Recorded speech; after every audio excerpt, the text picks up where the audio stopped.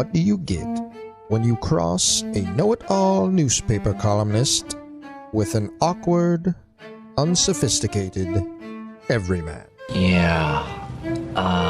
Well, I'm just not sure about that right now.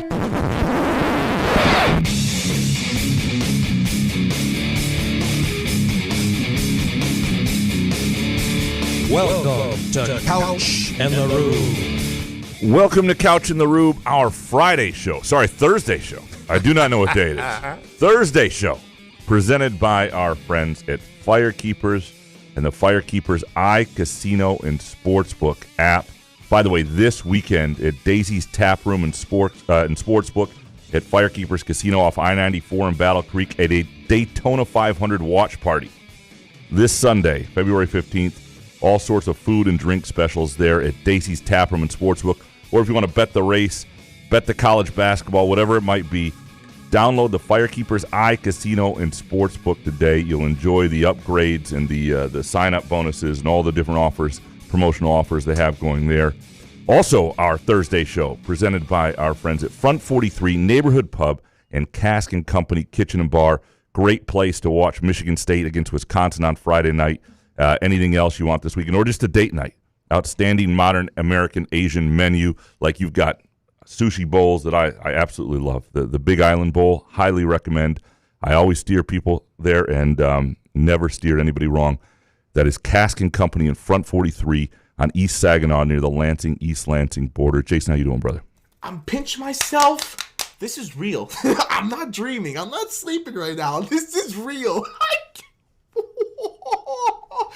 Ladies and gentlemen, we have breaking news to discuss right now. I can't believe this is real. I cannot believe this is real. The Tigers have signed 3-time American League Cy Young and 9-time All-Star Justin Verlander to a 1-year contract for the 2026 season. Welcome home, JV.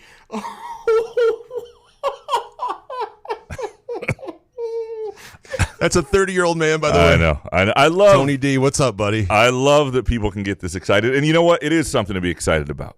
And we are going to talk to the Athletics, Cody Stavenhagen. Can we be honest up front on this show? Yeah. I think I dosed myself. What do you mean? Like, I'm really high right now. Oh. I ended up I have tincture, CBD, and THC, and I feel like my face is numb. Like, I feel like I can get through this, but I just want to be honest with everybody. This could either be the best Couch in the Rube episode of all time or the worst.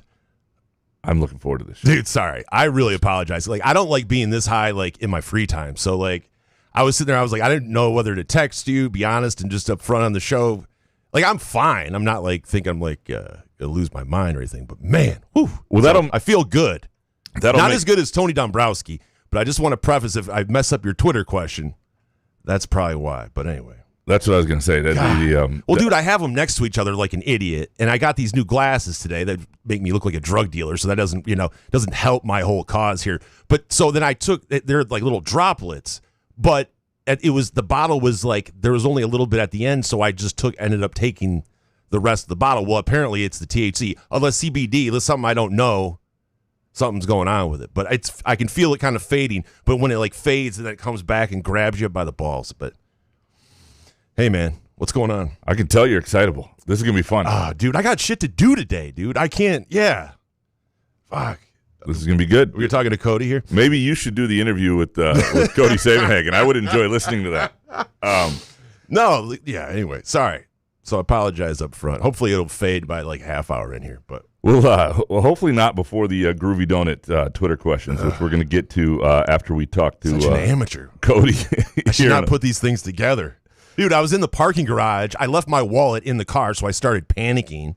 I called T. Well, I needed my card to get into the garage. So I'm like, dude, should I call Graham and be like, dude, I don't know if I should be doing, maybe it'll be funny. Anyway, I was going to try to get through the whole show with like, being like this, but I figured it was, better being honest. Maybe not. I don't know. No, your energy is definitely different. I would have figured something out. Really? I would have figured something out pretty quick, I think. Really? You say to have low T? Low energy? No, you're low testosterone. No, right now you're just going along. You're like you're running through things. You're like I think you've taken something. I don't know whether or not that's a compliment or what. Okay, maybe some cocaine. That's why speed. I don't know. That's why I don't like saying stuff. Yeah. Because it's people automatically everything Yeah. Like I'm going to start jumping into conspiracy theories or something. You want to talk about Epstein and the emails? Yeah, we're not going to do that here. Yeah. Well, hi, Jason. 7 segments. Let's give Jason's takes on Epstein. People tune in for that. Now, what I do wish is that, when there's a congressional hearing with like Pam Bondi yesterday, I wish that some of the folks in Congress. See, now why you got to bring politics? I'm just saying, I wish they were as stoned as you are right now. I think that would be really sometimes funny I think they are. Yeah, we it's need to fair. start dosing them. Yeah. Good questions coming out of that. Jesus. When we do, we will get to the Groovy Donut Twitter questions in a little bit. Some really good ones. I think there's going to be great conversations Like about. white knuckling. It's not, like I said, this isn't fun for me. I hope you guys understand. Like, I'm not trying to. I usually try to do the show. Maybe the most take like 10, 15 mgs, just try to get loose, something to take the edge off. I mean, dude, it's fucking Thursday at 1 o'clock, and I'm like, man. I can't even get through the live reads. Oh, sorry. This is like you're like Solari All at right, this point. I can't even Dude, I'm so sorry. Tuesday is Fat Tuesday, one of the great American holidays, by the way, and you can pre-order now until midnight Friday at groovydonuts.com. Fat Tuesday, you can, those are pickups for Monday and Tuesday. They'll be open Monday in East Lansing for pickups, and all day, both locations, Williamston and East Lansing on Monday and Tuesday, and also, of course, Valentine's Day. Nothing says I love you like a box of Groovy Donuts. They're open 7 a.m. to 1 p.m. This Friday through Sunday, Williamston and Lake Lansing Road in East Lansing. This is going to be something, Jason. No, it's not that bad. It'll fade here. Okay. Talk to Cody. Cody, get his name Talk to right. Cody. Jeez. Talk boy. to Cody about Verlander. I just want to make sure we're live now. Are we just doing this for ourselves? No, we're live. Technically, you've got all the equipment going? Everybody said, oh, my God, Tony D. All right. Okay. Yeah. No, we're on. We're live everywhere. That's where I know it would be bad. If you and I had like a 2-hour conversation just for ourselves and we didn't record anything, we didn't go out live. Well, I on forgot the YouTube or background. anything. The background said Spotlight Media, so I did switch that. So I am coherent, kind of. But yeah. Excellent. Oh, my God. This is too high to do this. Yeah. Excellent. Well, this should be I'm not good. flying a plane or anything, Oh, this should be good. Well, let's take a really quick break. We'll throw some water on your face. And we'll come back with Cody Stavenhagen from The Athletic talking some Tigers, some Justin Verlander, everything that's going on there. And then we'll do your Groovy Donut Twitter questions. Couch in the Rube, and also we will do what we're betting this weekend a little bit before the Twitter questions. Couch in the Rube, our Thursday show. Get to it. Presented by our friends at Firekeepers Casino and the Firekeepers Eye Casino and Sportsbook app and Front 43 Neighborhood Pub and Cask and Company Kitchen and Bar. Where else can you cheer on your team, enjoy a mouth-watering burger or savory sushi, sip on handcrafted cocktails, or one of 46 beers on tap? Take your game day or date night to Cask and Company Kitchen Bar or Front 43 Neighborhood Pub near Frandor. 2 amazing places with 1 awesome blended modern American Asian menu. Catch the game on one of 30 60-inch TVs or stop in for the all-you-can-eat lunch buffet. Enjoy happy hour or elevate your night out at Cask and Company or Front 43 on East Saginaw in Lansing. Ever wonder how comfortable you can be and how good you can look? Put on a Muskox flannel and find out. Muskox has new arrivals for this fall, including the Caper Green Grand Flannel, which even makes couch look good. Muskox is a Detroit-based flannel company that creates soft and durable flannels made to last a lifetime. They become a great partner with Couch in the Rube, not just because they make us look good and feel good, but because they're good people too, and a socially conscious company. For every $100 purchase, $10 is donated to the Alaska Wildlife Conservation. Muskox flannels are designed with 100% cotton that is ethically sourced and double brushed for softness. Feel the quality and comfort of a Muskox flannel by ordering at gomuskox.com, where Couch in the Rube listeners can enjoy $15 off their flannel purchase with the promo code HOFF.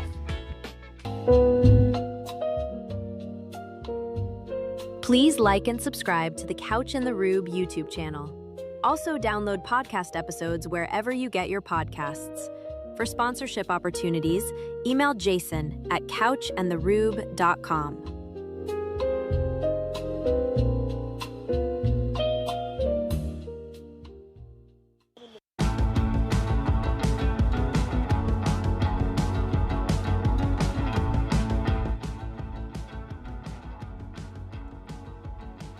Couch in the Rube, our Thursday show, presented by our friends at Firekeepers and Firekeepers Eye Casino and Sportsbook app, as well as our friends at Front 43 Neighborhood Pub and Cask and Company Kitchen and Bar. Very pleased now to have the Athletics Cody Stavenhagen, who is at spring training with the Tigers, one of the best places on earth. To be at spring training in February in Florida, and this has been an eventful time for the Tigers too. I think people are way more fired up than they thought they would be 3 weeks ago. Are you feeling that in the engagement and readership, Cody? Yeah, absolutely. First, thanks for having me. We finally got some sunshine today in Lakeland. It was a little overcast yesterday, but it was nice to soak it in. I'm sure I will be plenty sunburned already. And you were right. You were onto something. Maybe 2 weeks ago, I'm not sure anyone was excited about a Tigers team that's made the playoffs 2 seasons in a row, that by many people is going to be predicted to win the AL Central again. The vibes were not great. People were a little frustrated after a mostly quiet offseason. Then a surprise signing of Framber Valdez. Then a surprise move to bring back none other than Justin Verlander.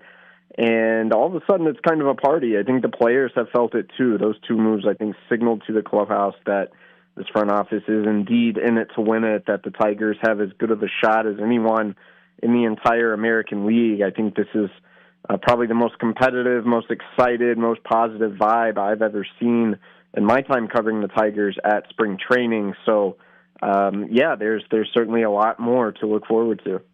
Well, yeah, I mean, outside of, I think the best thing you can do as a front office and ownership, right, is do a couple things. One, make some big, meaningful move like Framber Valdez, and then also do something the fans love like Justin Verlander. Like they did both of those things, which I think is what everybody's so fired up about. And what Verlander's actual impact on this team, we don't know. But people associate the best times of the Tigers in the last 2 decades with Justin Verlander, and they hate the way he left, and they hate that he won elsewhere, and they want him to be a Tiger, and you get him back.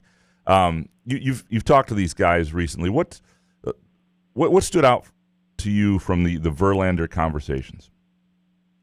Yeah, Verlander, he held kind of his bigger press conference today, and it was pretty remarkable to sit there and listen to him reflect on, in a way, his entire career, his younger days as a Tiger, the fact he's coming back, the fact he wanted to come back. He said he sat down this offseason and kind of thought, what did he want next in his career? And it quickly dawned on him he didn't want to spend his final years being some mercenary, kind of hopping from random team to random team.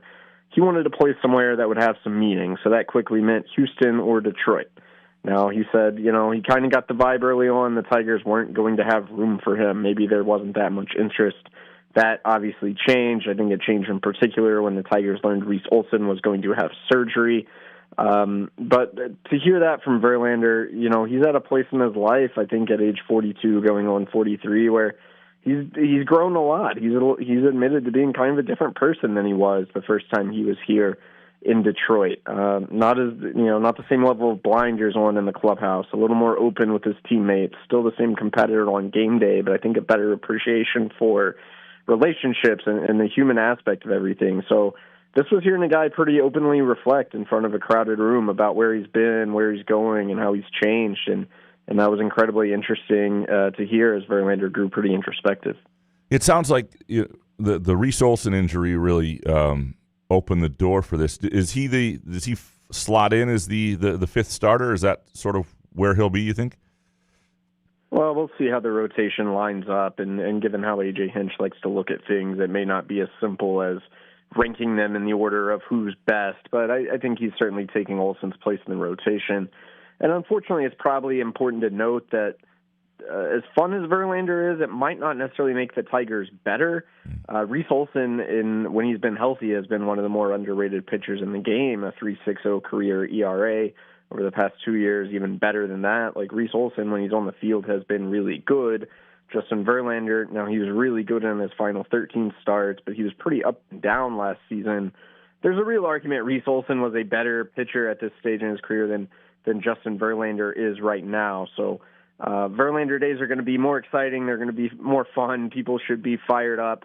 But Reese Olson is still a pretty big loss for this team.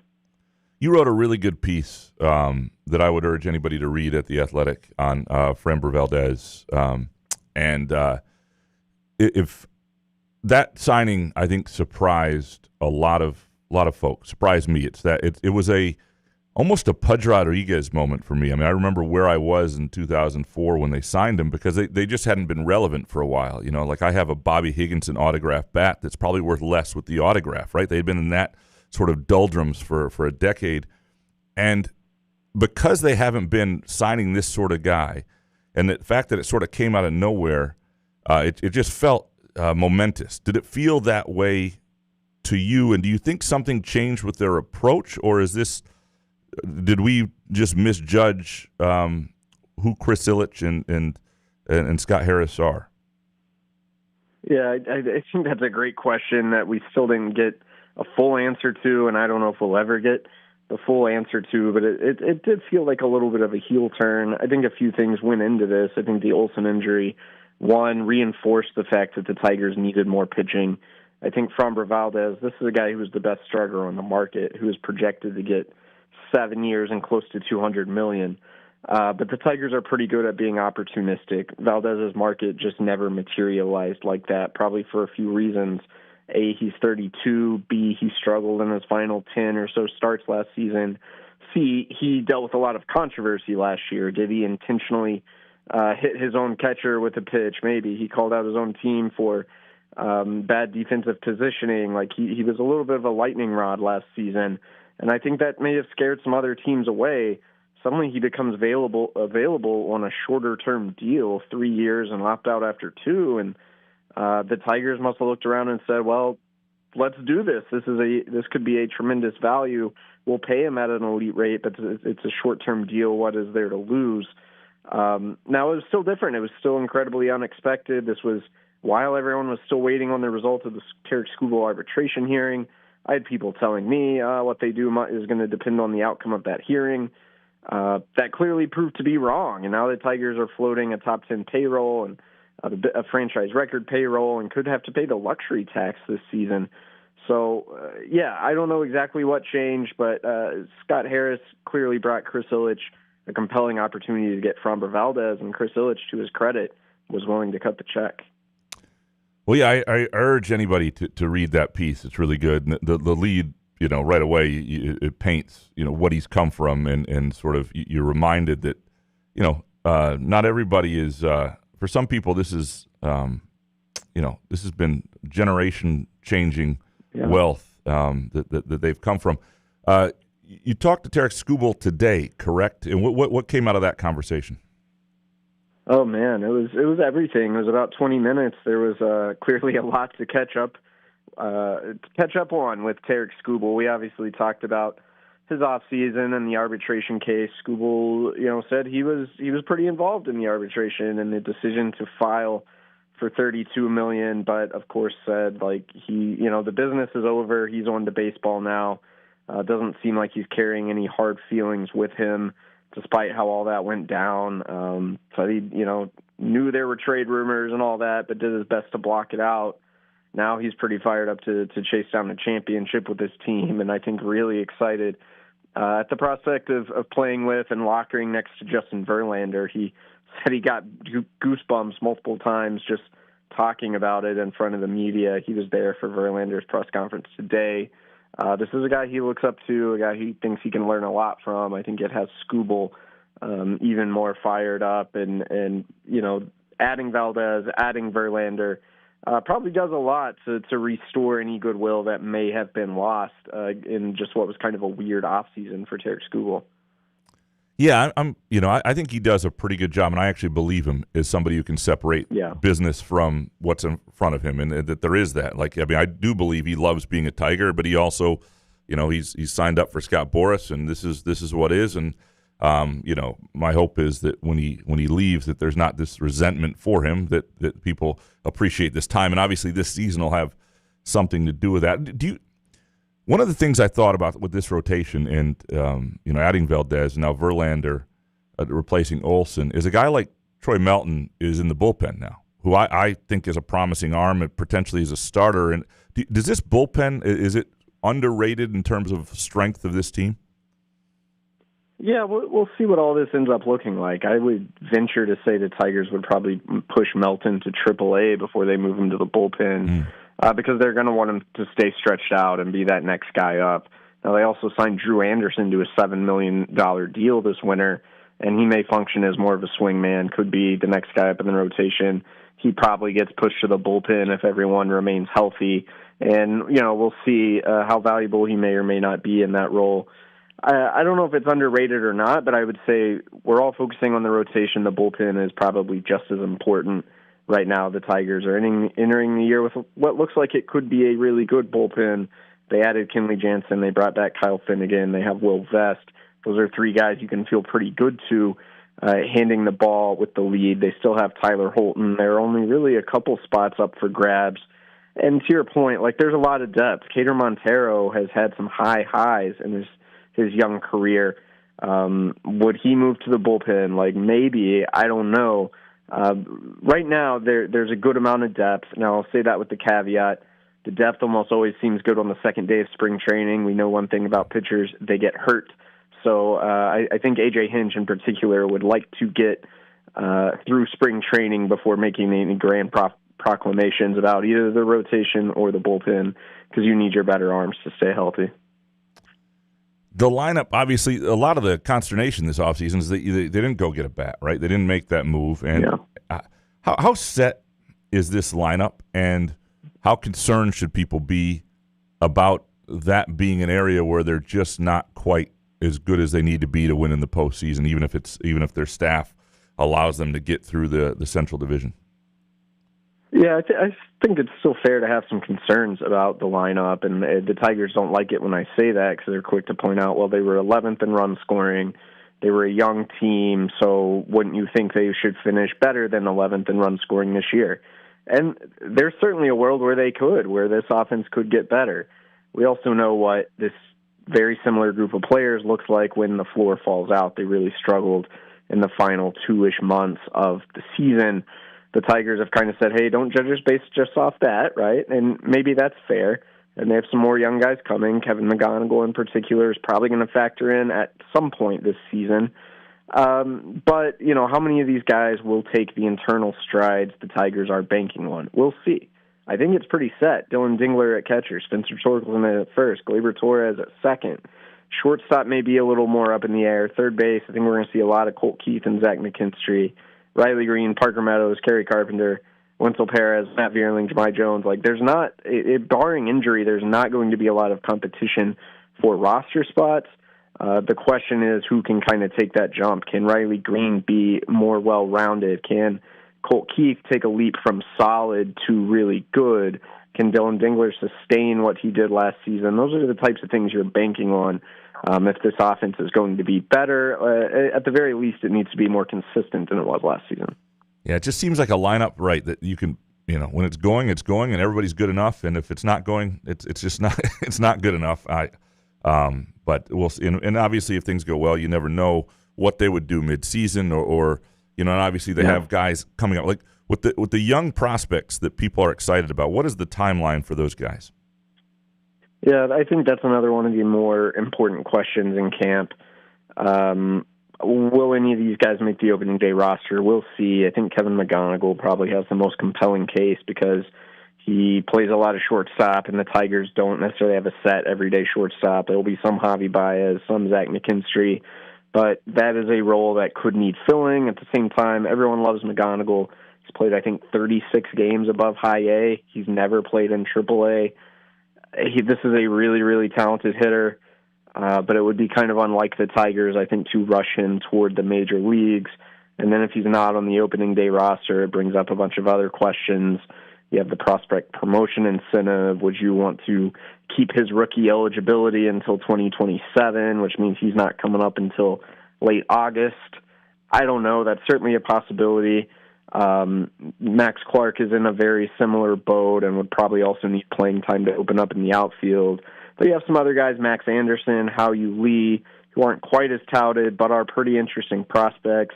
I wouldn't be surprised if they get a look at some point this year just for what they can do from the right side of the plate, and maybe they can be used in more different roles. I think we're going to see some of these young guys contribute this year. In fact, Scott Harris has been pretty open about that. But is that opening day? Is that June? Is that August and September? That really remains to be seen, and part of it is going to depend on need. lastly, one of the questions I get asked a fair bit about is how people are going to be able to watch the Tigers this year. And I know that's, it's come. There's going to be some. You're going to be able to see the Tigers no longer on FanDuel or Bally's or whatever it's been over the last few years. Is how much of a topic of conversation is that down there about not just how people are going to be able to watch it, but what needs to be done long term in terms of creating local television revenue? Because we see what that does for the Dodgers, right? And then we see reports that the Tigers maybe aren't all that wealthy, and that's maybe they are spending closer to their bottom line than people realize. What conversations are going on, and do you think that is at the forefront of what needs to be done, creating revenue out of the local TV deal? Yeah, I think people in the league office are probably losing sleep over that. I think the Tigers this year, like you said, you're going to be able to watch the Tigers. If you have Comcast or whatever, there's going to be a channel where you can watch the Tigers like always. You're going to be able to stream them.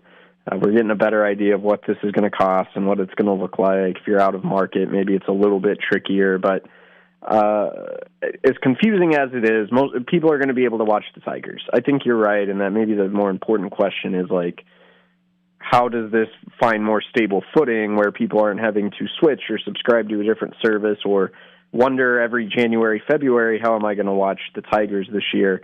I think MLB taking over broadcasts for a lot of teams is probably telling, maybe an indication of where this could be headed, but the league itself is going to probably have to do a better job of finding out what that looks like from a business perspective. The old model of regional sports networks, I'm not sure that's coming back, but how does this find a more stable future? It's not quite my area of expertise, but I do think it's an important conversation for teams, for leagues, and certainly for fans as well. Cody, keep up the good work. Enjoy reading you, and we'll hopefully talk to you real soon. Yeah, that sounds good. Thanks for having me on. Cody Stavenhagen from The Athletic does great work, and that Framber Valdez piece especially really good recently. Look forward to seeing what he has on Skubal. Anything you take from that, Jason? That I hate how the Tigers handle things. Okay. Like the pushback on asking just a question, like, you guys going to add a bat or anything, and that you didn't blow a 15-game division lead last year because of your hitting. And so they just made, as a Tigers fan, they made you feel like an asshole. Like, oh, this team's not spending money. Then all of a sudden you go out and get Valdez, and is it different? You screw around with Skubal with the contract situation there, and it's like, is it different than what Izzo does with the portal and sort of his pushback on that? What do you mean? Well, people always want Izzo to go out and sign the shooting guard or a center or whatever is needed. Yeah, but he's a legend. And that's how he wants to go out. And that's, okay. Do I necessarily agree with Tom on most of that stuff? No, but I feel like he's a legend and he has earned that right, and I understand why he wants to do that. Yeah. He wants his guys. When you go recruit those guys, because he's old school mentality. The Tigers, what's their excuse? Now it's like Chris Ilitch is just like his dad. I've heard that today. And I'm like, what the Yeah, he's what are we doing? Go. Now we're kissing these guys' asses like Scott Harris. He still has a punchable face. And McGee, when is he ever going to get up there? We're talking about him starting an A-ball. And it's like, your guys, you want to bring up your bats. Like, just get an effing bat like you should have done last year. And you made us feel like an asshole. I'm not going to sit there and start congratulating them. It's like the Ford family. It's like, okay, it's great. After all those years. No, and you did what you're supposed to do. It's the old Chris Rock line. What do you want, a cookie? Like, it's now if I you take care of my kid. You're supposed to. If you've never seen Bring the Pain, it's the greatest stand-up special it is. of all time. I still have it on VHS. You can probably get it elsewhere now, I'm guessing. It does stream. If at the trade deadline there is a need for a bat, like they're seriously a good team, they're at the top of the Central, but they don't. They clearly have a hole in the lineup, or they haven't hit. Somebody in this lineup has not hit to the degree they need, and they go out and make a legitimate move that says something. Then you can start to look at Ilitch as doing. Again, that's what you're supposed to do. No, we need to win a World Series. Then I will look at Ilitch. I will look at Scott Harris. I go, good job, well done. Okay, that's fair. Right? Yeah, that's absolutely fair. And by the way, the Verlander signing wouldn't have happened if Reese Olson's arm wasn't amputated, apparently. Or, what is this kid made of? I've loved Reese, the babyface assassin. But by God. It's too bad. Jesus H. Does he sleep on his right side? These guys fart and they're on the 50-day DL. So what are we doing? Yeah, I know. And you know what I mean? And it's like, we're bringing like Tony Dombrowski level excitement, like Ilitch, they brought it back. Like, no, because they had to. They should have done it last year. But it's still maybe fun. Scherzer too. Absolutely, it's fun. But I just hate the fact that they push back. Scott Harris pushes back when he's asked a question about how bad the hitting has been. That's all. Yeah, because I mean, I had to sit there and watch Couch hit a 33-1 fucking Guardians ticket and talk about it for weeks. I mean, F you. That I wish I had put way more money on. Of course. I started to think about that. Like, that should have been like $1,000, What was I thinking? The Tigers. I mean, it's such a great bet. And then your 12-1 no touchdown Super Bowl bet, which, by the way, no one has been able to defend. Okay. So here's what I did do some research on that. I was like, why am, Oh, yeah? You crushed some tape? I crushed some tape. After the fact? No, I just wanted to know why I had such a bad line. And for two things. One, I'm a moron for not looking harder on reputable sports books, which I did not do. A couple, I didn't see it right away, and I was like, this is. And then I've got my, my book off the books thing that we keep between us here on the show and the listeners, and that sort of thing is, you can like bet high lie at 4 a.m. on those things. Those are like European offshore. We all know what that looks like, right? It's just a different type of thing. They also are careful about getting taken with really high odds on certain things. But I realized what I had. It's never happened in Super Bowl history. Right. I had an under one bet. So what that means all you need is one touchdown. What are they scared of? I had an under one bet, which is similar to like a tie-no bet or an Asian line in soccer. In other words, I would have gotten a push if there was one touchdown. That's what I realized is the thing I took there was all these options. I took under one, which to me meant scoreless, but it was actually they were protecting them. But basically, I would have gotten a push. This is why Couch should have been a politician, because this is what you do. You don't even defend yourself or give us any other answers. You just talk until we just all of a sudden start daydreaming, and then we go, all right, what are we talking about? This is why that's you come your stoned. bid. Yeah, this is why you come I know, stoned. then you're outing me on Twitter. Jesus, what's with you, man? I'm sorry. I wanted to be honest with people because I thought maybe I could power through the show because I feel embarrassed by it. I don't want to ever be this high for the show. I know people want me to, but I just don't know how it will make for a good show, especially when I have to read all of these questions here. And I'm concerned as well. Yeah. It'll get done. I just don't know how, Yeah, I know you sound like a disappointed dad. I get it. I'm not disappointed. I love this. I love shows everything. It has to be professional. No, listen to Spartan speak if you want professional. I don't know about that, but you come here, you're gonna have fun. We're gonna laugh. Couch isn't gonna be a bummer. So one of the things that makes this show work is that you and I talk. We understand our cadence of each other, right? I understand when you're wrapping up. You understand when I'm wrapping up. We have a conversation. It's what me and Solari struggle with on Spartan Speak sometimes. Yeah. And so, like today, Graham. Your cadence is just different. So I'm like trying to figure out: is he done? Do I dive in here? Do I know? I'm going to wait. Yeah, you just need to. Yeah, it's going to be. That's where I'm struggling. Hold on. By the way, you know what probably is really really good stoned. Front 43 and Cass and Company. Yeah, I'm telling you, if you are, you want to get Uber Eats. Yeah, all right, I'm turning my mic off. Yeah, just for the rest of the show. Front 43 and Cass and Company, great place, obviously for a date night. But if you are stoned, I would say the pad thai, which I've heard is great when you're sober as well, is the way to go. I have only had it with a few beers in me, but it is my go-to when I've had 4 or 5 beers at Front 43 and Cask and Company. Again, the Big Island Bowl, the Maui Bowl, a couple of my favorites. Great burgers, flatbreads, all sorts of good options at Front 43 and Cask and Company, just north of Frandor on East Saginaw in Lansing, near the East Lansing border. All right, we want to take a quick break. No, we're just going to go right into the. What are we delaying here? Right into the Groovy Donut. Well, before we get into the Groovy Donut Twitter questions, as we do end of week, what we are betting this week, presented by the Firekeepers iCasino and Sportsbook app. Are you betting anything this weekend? Well, you saw my golf bets that I tweeted out yesterday, which are awesome. The Norm golf bets are fantastic. Pebble Beach Pro-Am, so follow those. I mean, I don't know what else to give out. I forgot. What is there any sports this weekend? Been trying to watch the Olympics. The Quad Father. The Quad. What is that guy? The guy, the figure skater guy. We watched that the other night. Okay. Are you betting on the Olympics? I am not. I just don't have enough information. I enjoy him in the background, but it's not. I might bet the Pistons this week. I love watching the Pistons. They came back with a couple suspensions and just drilled the Raptors last night. It was good to see Miles punch a guy for once here. It was good. Oh, too soon?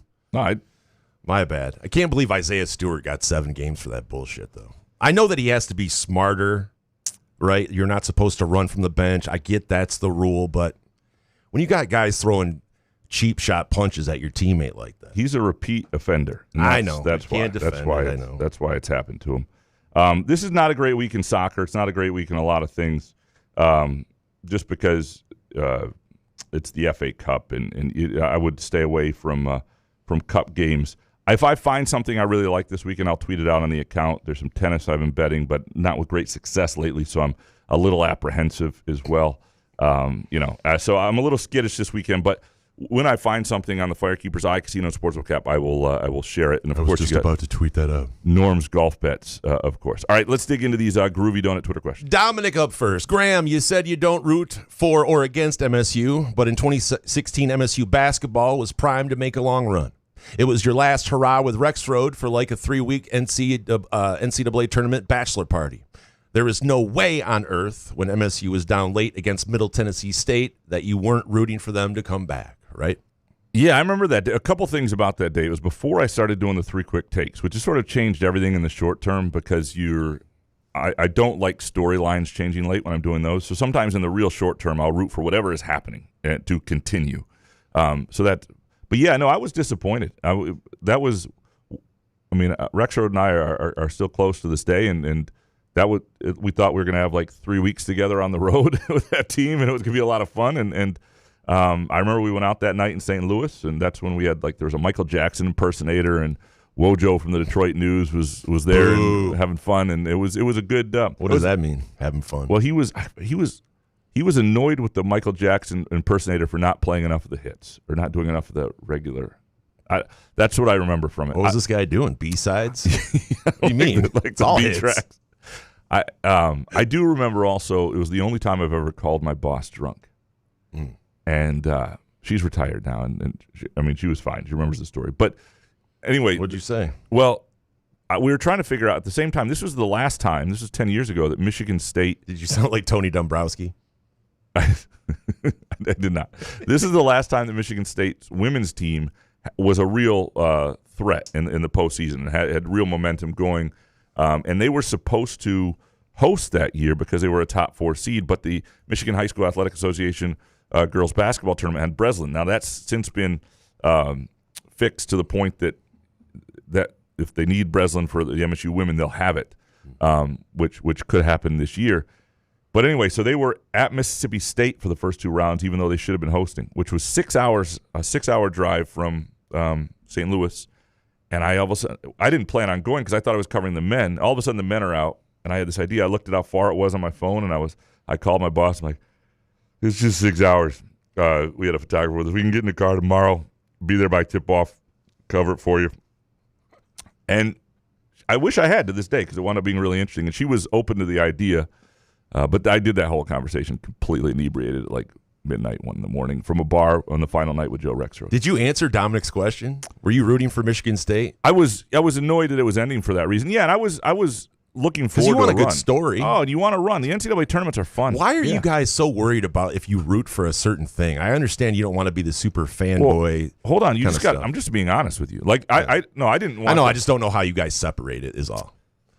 Like, yeah. I don't know no matter who I worked for, if I covered the Lions, there's no way I could just because you're a Lions fan already. I understand, but okay, but you were a Michigan State fan when you were younger, kid, but I have not been for a long time. Let me ask you this: if you all of a sudden worked for the Chicago Tribune, covering the Bears, I feel like this team sucks, right? So that's the way it's run with that story. The idea is you don't column. The idea is you don't cover a team that you love. Caleb Williamson is freaking painted toenails or fingernails. Column. No, I like that team. I thought it was a great story. I thought they had a chance to win it. I was really looking forward to covering them for 3 weeks, and was disappointed certainly when it ended so quickly. And I remember talking to Denzel Valentine a couple weeks later, and just he was barely able to watch any of the tournament, and just sort of what could have been for that team. And so when Izzo's in the national championship game, and let's say they're down 8, there's like no rooting interest for you at all. Like even when you travel with the guys. Oh yeah, you want to see people do well that you cover. Absolutely, you'd like to see. I'm not close to that second natty. I'd be like, throw out the book. Right, but you're not going to be furious if they lose the way some people will, or just dejected. Yeah, you may be hoping that the team you cover does something really cool, absolutely. And you get to know these people and like some of them and all that stuff, and so it's like you'd like to see good things happen to them. I'm not. Yeah, that's absolutely, that's just human nature, and you absolutely would love to see that sort of thing. But it's not something where you're so ticked off you're like in a corner with your towel over your head, like unable to write your story later, because you can't. You just couldn't function that way, right? That's crazy. Dominic next. How dare you, Couch, giving Shake Shack gift cards to every rando on here besides your loyalist member? I hope Tottenham wins whatever stupid little orange juice carafe they play for. Unbelievable. Congrats, Dominic. It's my day to give out Shake Shack gift cards. I need one of those too, by the way. Are they open yet? They open next Wednesday, February 18th. Congrats, Dominic. Dominic, you have just been anointed by the Rube. And by the way, let's get this high and go over there. And that would be amazing to be this high at Shake Shack. It'd be funny. The only place to be, not doing a podcast with lights in your face. It'd be hilarious if your high ass gives away like 40 and we don't even have that today, and I have to call and get more of them. I'm just kidding. At least 10. But it is Dominic's birthday tomorrow, so happy birthday to Dominic. Nice, so man. That's not to dox him on his birthday, but how does that dox him? I know. I mean, he already said where he works. Correct. Where he lives. He actually said where he was yesterday. He had a third question that did not make it because I limited it to 2 questions, and it was also. Did it have the W word in it? It was also about his ex-girlfriend, but he did mention his birthday in there, so I was made aware. Yeah. So you censored him. Well, there were several people who had 3, and I cut them all to 2. That was the thing. Yeah. Matt Boone next. Is Jace Richardson really in the dunk contest? If he is, when did he become a dunker to the level to compete in a dunk contest? I was surprised to see this. I think he was too, wasn't he? Was Jace surprised? Yeah, I thought he tweeted out. He's like, I guess, like because they announced that he was going to be in the dunk contest. The man. Well, he must have agreed to it. I mean, it's not, right. Yeah. I understand, but I think he was like, I guess if you guys need somebody, because I was like, wait, when did he throw down dunks? Like Couldn't we just let Cohen do it? Well, that would be amazing. Right. Like, what are we doing? Why do they make these rules? Like it has to be so, oh my God. Well, last year they brought in, what's his name, from the G League, so they don't have that many rules. Well, but it was a workaround. Yeah. They signed him for a 3-day whatever. Well, now that you can have NBA players in college ball, maybe they should just sign Cohen Carr for like 3 days or whatever and have him come back. I'm curious to see what he's got. I mean, I think he is an okay dunker. He's a better athlete than you think. He's not his dad. But dunk contests are also about creativity as much as they are like power and just, above the rim stuff. So I'll be, there aren't many dunks we haven't seen at this point. So I'll be interested to see what he's got. Just sucks. I'm gonna have to watch it because he's in it. Duran's in it. Yeah, you want to see? Yeah, no, it does make it interesting. That's the whole point of like Jace Richardson's not an NBA star, but the whole reason NBA stars they ought to get them to do these things again is because that makes you want to watch it, right? I mean, that's the problem with the whole weekend. But it is, like you mentioned, played out, and a lot of the legends like LeBron never did it. So it was like, did you hear Nick Wright's idea for the All-Star game? Black versus white, right? Yeah. Would you watch that? Yeah, I would. Why not? I would too. Yeah, it'd be interesting. Yeah, go Whites. Would it be okay to root for the white team?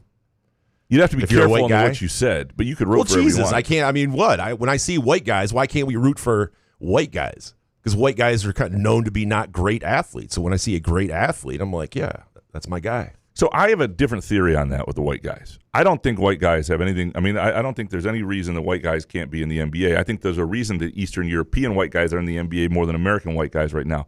I think it has 2 things. It's the way we train. It's the AAU bullshit.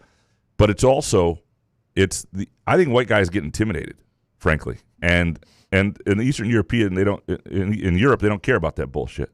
And so they don't stop playing at a certain time. They don't let themselves think they're not that good, and they wind up getting better. I think it's an American psychological problem with white guys as much as anything. Nathan, knowing how Izzo despises his team interacting with social media and reporters, do you think he hates Jeff Kohler making the media rounds on all sorts of podcasts and engaging on Twitter? I don't think he knows that much. I probably know some. I don't think he cares. But Jeff Kohler is good on these things. He's great. It's not like he's bad or... and he's not besides almost going after Dominic. His wife had to hold him back, which is my favorite story ever. But you know what I mean? I mean, he's really, I don't know. I think he's one of the better parents out there for sure. Yeah, and he's not out there going F Izzo this, F Izzo that. He's out. I mean, he gives you a glimpse behind the scenes, but he keeps it. I'm sure there are, and he supports the other players. Like if we could get Jeff Kohler stoned like you right now, truth serum on everything. That would be an incredible interview. I do. I don't think it would take much, though. I think you just have to ask the question for Jeff. I think he can tell you. We will have Jeff on again because he's fantastic. Yeah. Nathan, if he's not already there, will Jeremy Fears be known as and as widely hated as Grayson Allen? It's really up to him. It's impossible. Yeah, Grayson Allen kept doing it for a long time, and they're playing at Wisconsin this week, which is where Brad Davison is on the staff now and played, and that sort of dynamic and Grayson Allen looks like Ted Cruz. That's why. That's a lot of it too.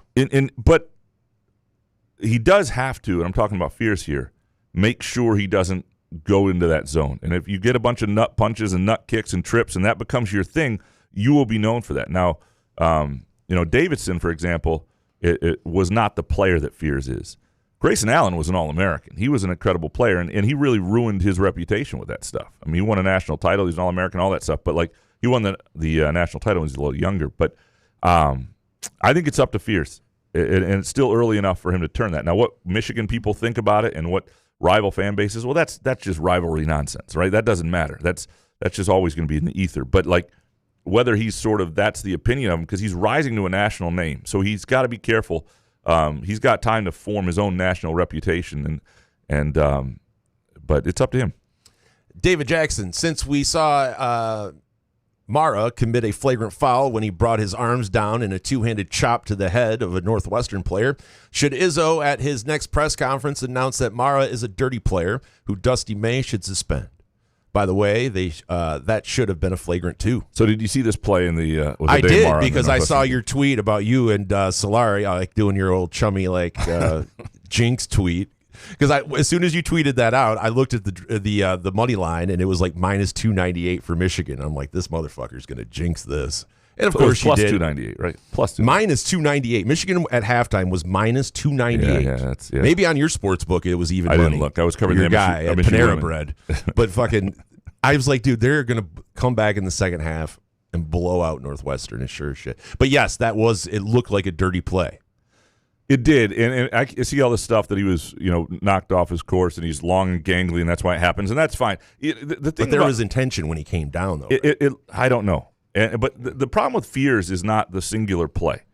Fears is done, you can argue Fears intentionally trying to trip somebody is worse. But the problem with Fears is the accumulation at this point. It has nothing to do with – if Fears had a moment like this, like Aday Mara just did, then that would just be a moment. He got called for a flagrant one. It was an aggressive foul. I don't know that he's a dirty player. I don't know what's in his head. I don't know that this has been an issue at all. However, to David's question, if I were Michigan State and Izzo, I would 100% use that. If there was any more discourse about Fears coming out of Michigan, I'd be like, well, they got their own issues out there with Mara. Just put it out there on them, and then that is in the discourse. And if it gets nasty, it gets nasty. It's fun to write about. But I would not be afraid to use it if I were Izzo as a retort. But I don't. Again, that would just be gamesmanship on his part. David, nostalgia is great, but was signing Verlander really wise? Watching Miggy play out the string was painful. I have no wish to watch Verlander get knocked around like Steve Carlton was at the end of his career. Should the money have gone to a hitter? Well, what money? Yeah. There's endless money. Get a hitter too. But the thing is, the difference was Miggy, you were paying him so much that you had to play him, and they were kind of trotting him out there as kind of a mascot when we were doing this mini rebuild thing. So it's a lot different. And Verlander looked great at the end of last year with the Giants. They couldn't get any run support. If you go look at the numbers last year, David, I mean they had to do this with Reese Olson out for the year. Yeah, and I think a couple things. One, he is a productive player. That's the big difference. Miggy at the end, they were just playing out the contract. Yeah. I mean, they're bringing in a guy. And it was 2 years, and then they did the tour where he was going to retire, and it was yay. And he may not be effective entirely. The thing I have some faith in Verlander, and partly because we saw this last year, is even if he struggles for a stretch during this season, and I think they've got depth to give him a start off, or if he's your fifth guy, then that's okay. I have some faith that I'd still want the ball in his hands in August. Dude, Verlander's still a hoss, though, at 42. A lot of these guys still can pitch in their 40s. These guys take care of themselves. So, I don't know. I get the nostalgia. I think it's cool to see him in a Tigers uniform again, and hopefully this is the last run and we can get a World Series. It would be amazing. So Yeah, absolutely. Spartholomew, when Dusty May said last week that he saw 40 minutes of dirty play or whatever, was it irresponsible for us to assume he was talking about Jeremy Fears? Because based on this Northwestern game, it seems like he's just talking about his team. Yeah, he was definitely talking about Fears. But I get why people are. The thing is, this is the problem with the rivalry and fan base, and you have to remember this. If you're a fan, and there's nothing wrong with being a fan. You should be a fan. The whole sport is built around you. It's your team. It's your program. But you also have almost no credibility on the issue, right? Because your inclination is to defend Izzo, defend Fears. Your inclination, if you're a Michigan fan, is Dusty May is great, and he's running circles around Izzo, and Mara didn't mean it, and you don't know what is in Mara's head, and I just, again, I don't think necessarily anything was untoward there. I think the accumulation again is with Fears. But isn't it the finger pointing too? It's like if the fan base sees another team doing it, they point the finger. Because are these plays that big of a deal? Like Mara, yeah, I thought it was a flagrant. I thought he did it on purpose. And they called a flagrant. But I mean, it's a one-off thing when you never know what's going on in the midst of the game. But it's the finger pointing. Everybody's seeing it on Twitter, going, "Oh, look at this team. They're a bunch of hacks." So I just. Yeah, again, I'm saying it's basketball, a lot of this stuff, right? Right. If Michigan fans are taunting you, you have to sort of just remember they have zero credibility on this, the way you have zero credibility on their team, and it's just the reality. And it doesn't mean you can't shit talk. I'm just saying you got to know that nobody should listen. Spartholomew, since nothing Graham breaks in this podcast can happen only once, chairs and microphone stands. When can we expect to hear Graham break another person's spine with another set of stairs? The stadium elevator operators, perhaps? I don't know how this made it in here. You know what I'm going to do for that stadium elevator operator who I did not push at all, but I did sort of maybe put his job in peril last year, is next year I will bring him on a Saturday game day a box of Groovy Donuts. There's nothing better to smooth over. He was fired. Nah, he's still there. If you have done something you regret in your life and you're looking to smooth it over with an apology or with just sort of a make amends, it begins with a box of Groovy Donuts. Most 12-step programs don't tell you this, but the amends step begins with Groovy Donuts, which by what the fuck? That just came off the top of my head. There you go. Also, off the top of the dome, that was? Yeah. Oh, man. Also, again, Fat Tuesday, one of the great American holidays, is this Tuesday. Pre-order today at groovydonuts.com. Fantastic Punchkis selections. I'm looking at them right now, just drooling over them. John Kalmar next. Any more insight about MSU not landing John Blackwell out of Brother Rice? The MSU team was pretty guard-heavy in 23 and 24, but it has to sting for Izzo, knowing he was right in his recruiting backyard. Yeah, I asked Izzo about this specifically on Wednesday because he's hinted at it and talked about it a little bit before. John Blackwell being the bull in a china closet, the star guard for Wisconsin, and he gave a pretty detailed answer, which there are a couple stories people wrote off of out there. He is like the thing that's interesting about not landing John Blackwell for Izzo, and Izzo talks about wanting to do things his way, and I think this is why the Blackwell situation bothers him. A couple things. One, they evaluated him, they saw him. I think by the time they really were interested in him, he had already was leaning towards Wisconsin and committed pretty early. They were just late on it. But when Izzo talks about building a program the way he wants to build it, like, that's it. A Michigan kid, fence around the state, Birmingham Brother Rice, at that level player, at the position you now need. Like, he plays the two, right? He can play, and he could be a backup point guard for you. He is everything that Michigan State needs right now. He's a pro at that position and has developed greatly, and Izzo loves his game, and I think it is a regret that he missed on it, and they didn't figure it out. And they were, they didn't know. They had Jace Richardson coming in. They had Kurt Tang coming in a year later. They had Tyson Walker. And so, I mean, they were trying to put the mat together. One thing to remember is they did not think that Jace Richardson was a one-and-done player when they were recruiting him as well. But Blackwell, who is now, what is this? This is his third season, I think, at Wisconsin, a junior. You're getting this year out of him. Probably could have been at Michigan State if they'd been on him really early. But that's what happened. They didn't get on him early enough. They didn't realize it early enough. Some guys develop a little bit later, and Izzo 100% wishes he got him. C-Dubs 91, why has Purdue seemed to regress this year with legit players with tons of experience together? I think there's something like you want sweat equity, but you have to change as a team too. And I think some guys have their moment in college basketball, and that's it. And you run it back a little too much, and it doesn't work. We saw this not to Purdue's level, but with Michigan State that last year with Walker and Hogarth and those guys. The other thing is they're not like when you watch them play. They've obviously got the ability to beat anybody on a given day, but they don't have like this ability to physically overwhelm you.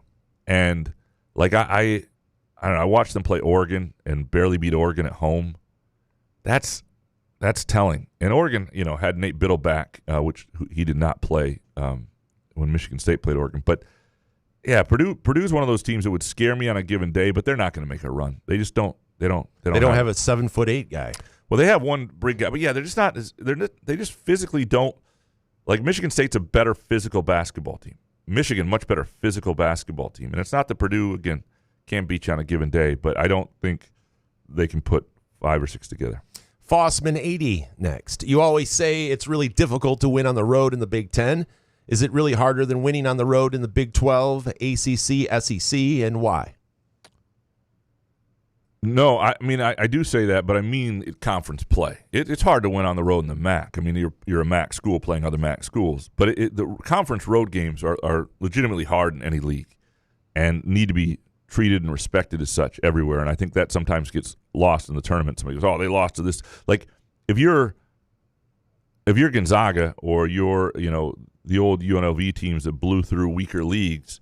Like, yeah, you're playing a weaker league, and that needs to be taken into account. But you're still playing teams that are familiar with you, that you play every year. They're internal rivalries and all that stuff. You're going to drop a game or two, and if it's a conference road game and you drop one along the way, that really should be expected to some degree.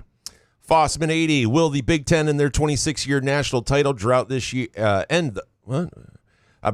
Will the Big Ten end their 26-year national title drought this year, or do you think the Big Ten is such a grind that by the NCAA tournament comes around, Big Ten teams have nothing left in the tank? No, I think you have to have a certain type of team to win it, and they've had a few of them that haven't. I think back to like the Illinois team in 05, I think the Ohio State team in 07. Those are like elite teams, and there have been a few that have been at that level. And had a chance. I think this year Michigan has a real legitimate chance. And I think Illinois, when they're healthy, will as well. And I think there are other teams like Michigan State, like Wisconsin, maybe Purdue, that have a chance to, I think, make a run and get to a Final Four. And when you're there, I think Michigan State has the goods to beat anybody on a given day. We've talked about that. So that was not something that I thought is as much of a strength of a year ago. So they can somehow get to a Final Four. They're at least interesting. But yeah, you got to have the certain type of team to do it. I think it has less to do with the grind. Now, it's a tough league, but other leagues are tough too. You do have to be smart with the Big Ten tournament. I mean, I would not like. I understand that like Michigan has often, because they win the Big Ten tournament, don't win the actual Big Ten, touted the Big Ten tournament, which is bullshit. But this year, if they win the Big Ten regular season and you've got a team that has a chance to win a national title, do not fucking waste 3 days at the Big Ten tournament. Just don't do it. Like, this is part of growing up into a basketball school and being a basketball program that and understanding what's what. Like, do not waste your time there. It's not that you can't do both. It's not that you can't be just good enough to pull it off. But 3 games in 3 days, if you wind up with a Thursday afternoon game or something like that, in the NCAA tournament after playing 3 games in 3 days, Sunday to Sunday, I just think is dumb. Sparty Barb next. What roster pieces does Robin Fralick need to elevate MSU women's basketball team to an elite level next season? And why was that game at 8 o'clock? It's ridiculous. The UCLA. That was yesterday, right? Yeah. So I was annoyed by this, and Peacock makes that decision, but the whole point of streaming is that you could have multiple things on at once. Like, just because it's not like this is NBC, where like Michigan State women are playing when they're playing UCLA, it doesn't mean the Olympics can't also be on at 8 o'clock on Peacock, right? You get to watch multiple things. So put the game, understand what women's basketball is. It's much more of a family event. It sucks it wasn't a weekend game for MSU, but understand that game at 7 o'clock gets a lot more people, a lot more families. Should MSU ever play at 8 o'clock? Well, the men on are a Wednesday night. men are going to have to deal with TV because it's a TV deal. I mean, the men are going to have to play when they have to play because that's what. Well, brings no, in I'm revenue. talking about the women. Should the women ever have to play at 8:00? Not on a weekday. Right. Not on a weekday. They should never play after At 7. home. At home, right. No, you got to understand what is important for women's basketball. Now, in hindsight, I'm not sure that MSU minds that not that many people were there, that there weren't 12,000 there like there were for the Michigan game because they got absolutely whooped by a UCLA team that's incredible. I wrote about it today. I mean, it's one of those games. It's man, you talk about a humbling game if you're Michigan State, and so the question here from Barb is what they have to do. They need size. Number one, they need seasoned size to begin with, and they do have a player coming in who's like a 6'6" player who's a 5-star, and she'll need a minute to get to that level. But when you look at UCLA hasn't just always been this. I mean, people want things instantly. The first 13 years of the coach who's there now, they didn't get to a single Final Four. They got to like 5 Sweet 16s, a couple Elite Eights, second rounds, some WNITs, missed it entirely. And then last year, this class that they had, sort of like what Michigan's done with that sophomore class, but this class that they had got them to a Final Four, and now they're back and they're seasoned and they're good and they're full of WNBA players. And so what they need is a class like that, and they need players who create mismatches. You think back to a guy, somebody like an Ariel Powers. We talked about 10 years ago at Michigan State, and it didn't matter who they were playing. She was a mismatch. She was a pro. She was a WNBA player. Automatically, you saw it. And they need that sort of guard because, one of the things the UCLA coach said is when they started switching on everybody except in the post, there was no mismatch that hurt them. So they would have a forward or a bigger player on one of Michigan State's guards, and it didn't. They took the right hand away, the right hand drive, and Michigan State couldn't hurt them. So they got to get players that can hurt people. That's not not Isaiah Stewart hurt people, but you get what I'm saying. Let's go. Ben Schulich, any advice on how to convert friends into born-again NBA fans? I'm loving this Pistons season, but most of my friends can't stand the NBA. Load management, too many threes, don't call traveling are the biggest gripes I hear. Everyone in my group loved it in the 90s. Now it's just me. Well, I think it has to be the Pistons for you to get back into it, a team like the Pistons. Like if the Pistons played like the Hornets, I wouldn't watch that shit. I mean, there's no way I could watch LaMelo Ball. There's no way. Every night? Yeah. Get out of here. So I would not push it. Now, the Pistons are fun to watch most nights, and they care. And the Pistons are a great team to follow in the regular season because they care, and they're trying to win. So they have a lot of good regular season games that are close. So I would keep it to teams that really care, that are trying to do something in this regular season, a certain matchup, because there are great games every night. You just got to find them. But are your friends Pistons fans, or are they fans of other teams? Because if they're fans of other teams, maybe they can get into their team, and maybe their team plays the way they kind of used to love. I mean, it's impossible if you, like I said, if it weren't for the Pistons, there's no way I'd be able to watch the NBA. Well, I think you have to be careful. It's like if I was trying to get Jason into soccer, which I'm not trying to do. I'm not going to push that on him. But it's been going on for 10 years now. I understand there are games that I would like him to watch and games I would not like him to watch because that it would only reinforce his hatred for the sport if he saw certain games. It's same with the NBA. So you got to think about, where is the NBA great? The NBA playoffs are great. So don't push it on them. The playoffs start, bring them in, try to playoff group chat, whatever. Have them all come over. Box of Groovy Donuts. Boom.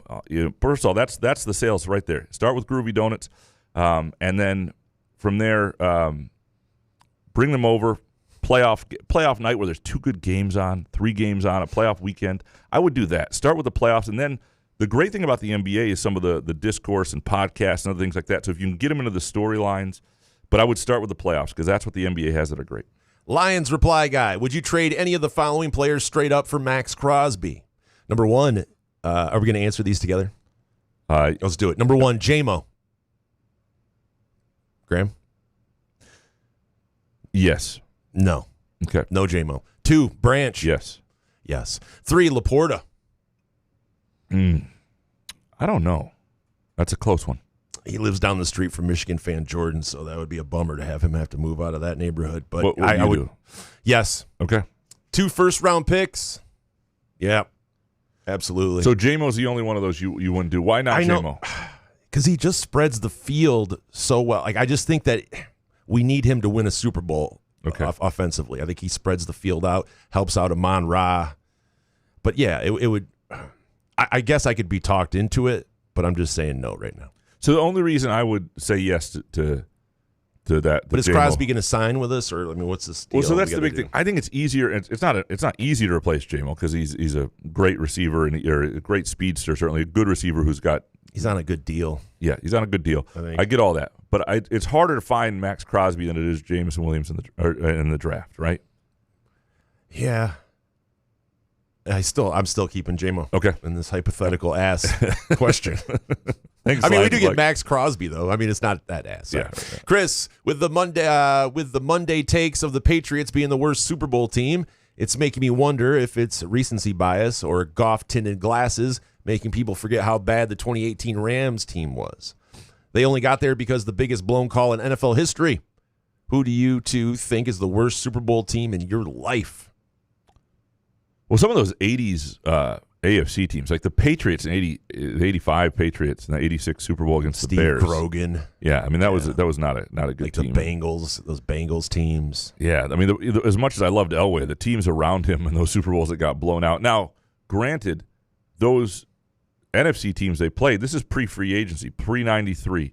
So back then, you just stocked talent. Like those Giants and 49ers and Redskins teams were like legitimately incredible teams that went like 14-2 every. There was usually a team like that, but yeah, I don't of the more modern era, and I don't even think the Patriots are that horrible. I think it was a bad matchup for them. I think the Patriots' defense was really good. Their offense had nothing. Their offensive line wasn't very good, and their quarterback was too young. Drake May was hurt. Yeah, they lied about it. Yeah. Yeah. Yep. Mojo Jojo, can we get a Jason spin zone on the Tigers this upcoming season? Incredible to have Verlander back, even if he's old as fuck, like many of us now.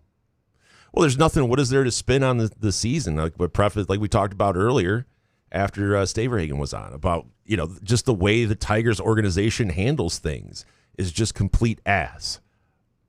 And to neglect the hitting and just say, oh, we got our guys coming up through the system, and no mention of the blowing the 15-game lead, the division lead. We have to understand that was wild, right? Does anybody forget? How are we forgetting that? It's okay, we can move on, but I just hate there's any question of, hey, are we going to add a bat here? Is just met with absolute. How dare you ask that? And it just gets annoying. And that's the problem I have is when you average out the Tigers' stats last year, yeah, they look okay, but they were awful. They were awful for a while. If you watched every game like I did, the torque and sitting through torques, slumps, and some of these guys' slumps are just fucking endless. And I loved Riley Green, but he's got to get his shit together and not strike out so much as well. Mojo Jojo, best Punchki filling. Just got some for the first time since moving back to the Midwest. Wasn't a thing out in San Francisco. More into kale and juice. I'm always grateful that kale is not part of the Punchki diet. Kale filling. There are a lot of good ones. I underrated one is like a lemon feeling, but I like the raspberry. There are a lot. He's just gonna name them all. I'm sorry, but I went to the Groovy Donut page to see all the different ones you can get. Some of the different creams and lemon and the custards God. And I'll take one of those. Yeah, 2 of those. I do love a raspberry Punchki though. So But again, if groovydonuts.com, place your orders, do it by midnight Friday night, and they'll be open for pickup on Monday, February 16th in East Lansing only in both locations, East Lansing and in Williamston on Tuesday, February 17th. They've got vegan punchkis, gluten-free. And again, Valentine's Day, if you've screwed up in your life or you just want somebody to know they love you, a Groovy Donut is the best way to bring love into your life and joy and forgiveness. groovydonuts.com or either location, 7 a.m. to 1 p.m. this Friday through Sunday. Jonathan Smith Burner, Jason, do you see more players skipping the Waste Management Open next year after the Hideki incident? Yeah, but that's just a couple of people at these. I understand the Waste Management, but they promote this kind of behavior. They want this kind of behavior. But the guy in question that was yelling, there was one person that yelled in Hideki's backswing, and it sucked that this playoff was right before the Super Bowl because everybody was coming over and the playoff was happening, so I didn't get to see. It was on the second TV, so I had the sound off, and I didn't know someone yelled in Hideki's backswing in that playoff. But the other one that happened, or I think it was on the tee, that someone knocked over a chair, like one of the staff knocked over the chair. So it's just, I don't know if many guys are going to skip it because it is a good event, and the fans that could behave themselves. I know there was that one Jack Doherty asshole guy. That's the internet fame. I don't know what he does. But anyway, he paid someone $100 to yell in one of the guys' backswing. So those guys will be taken care of and banned for life. And I think that they have to do something about some of the behavior. What the punishment for yelling at a backswing? What should that be for a golf fan? Banned for life. We should start banning people for life, not only at golf tournaments, but on airplanes and certain other like luxuries that we have if you can't fucking behave yourself. I mean, there is an understand, you can understand if there was a certain situation, we can play common sense. But a lot of these people, they're trying to get clout, and when you start banning people for life, And I think it goes beyond the Waste Management Open. I think you're banned the entire PGA Tour for life. Yeah, I mean, if you're yelling at someone during play, like, I don't know. But, I mean, like when we went to the event there in Detroit, the Rocket Mortgage Classic there, the Rocket Classic, I mean, there's people that are but they were absolute shit hammered, and they're just still talking loud. But when you turn around and go, shh, like that, they understand and they're quiet. So I wouldn't ban someone like that for life. But if they're trying to do something to affect guys in the middle of their swing during play, when you obviously know you're there to watch golf, you know what you're there to do, and you know how to behave yourself. Yeah, the airplane thing annoys me to show. I hate that so much. We start banning people. Have you for been that on behavior. planes where people are really misbehaving? Thankfully, no. Okay. I've been very fortunate in my, I don't fly as much like as my wife does, but I thankfully have not seen any of that because I wouldn't play with any of that shit, especially when we're up in the air. I don't play with. I'm sorry, like I'm not trying to sound like a tough guy, but I wouldn't play any of that shit. Yeah, I've seen very few. A couple little things, but I've seen very few bits of bad behavior on airplanes. I've always been grateful for that. Every once in a while, you get the people with their shoes off. Well, that's the worst. Their feet up and like reclining all the way back. Well, you know how I feel about passing gas on airplanes too. It's like. But if you got to drop heat, though, I can't blame someone if you got. I mean, if you can get up, but sometimes if there's turbulence and they tell you to keep your seatbelt on and you got to drop heat, like I'll understand. You can cover your nose, kick that air on. So the stuff they give you when you are about to do a colonoscopy that runs through your system? Oh boy, do I! Okay, so there's nothing left in you by the time. I think that's what we should do before people fly. Like the 24 hours before, you're emptied out. Or a no fiber diet for sure. Why are you bringing this up? I'm sorry.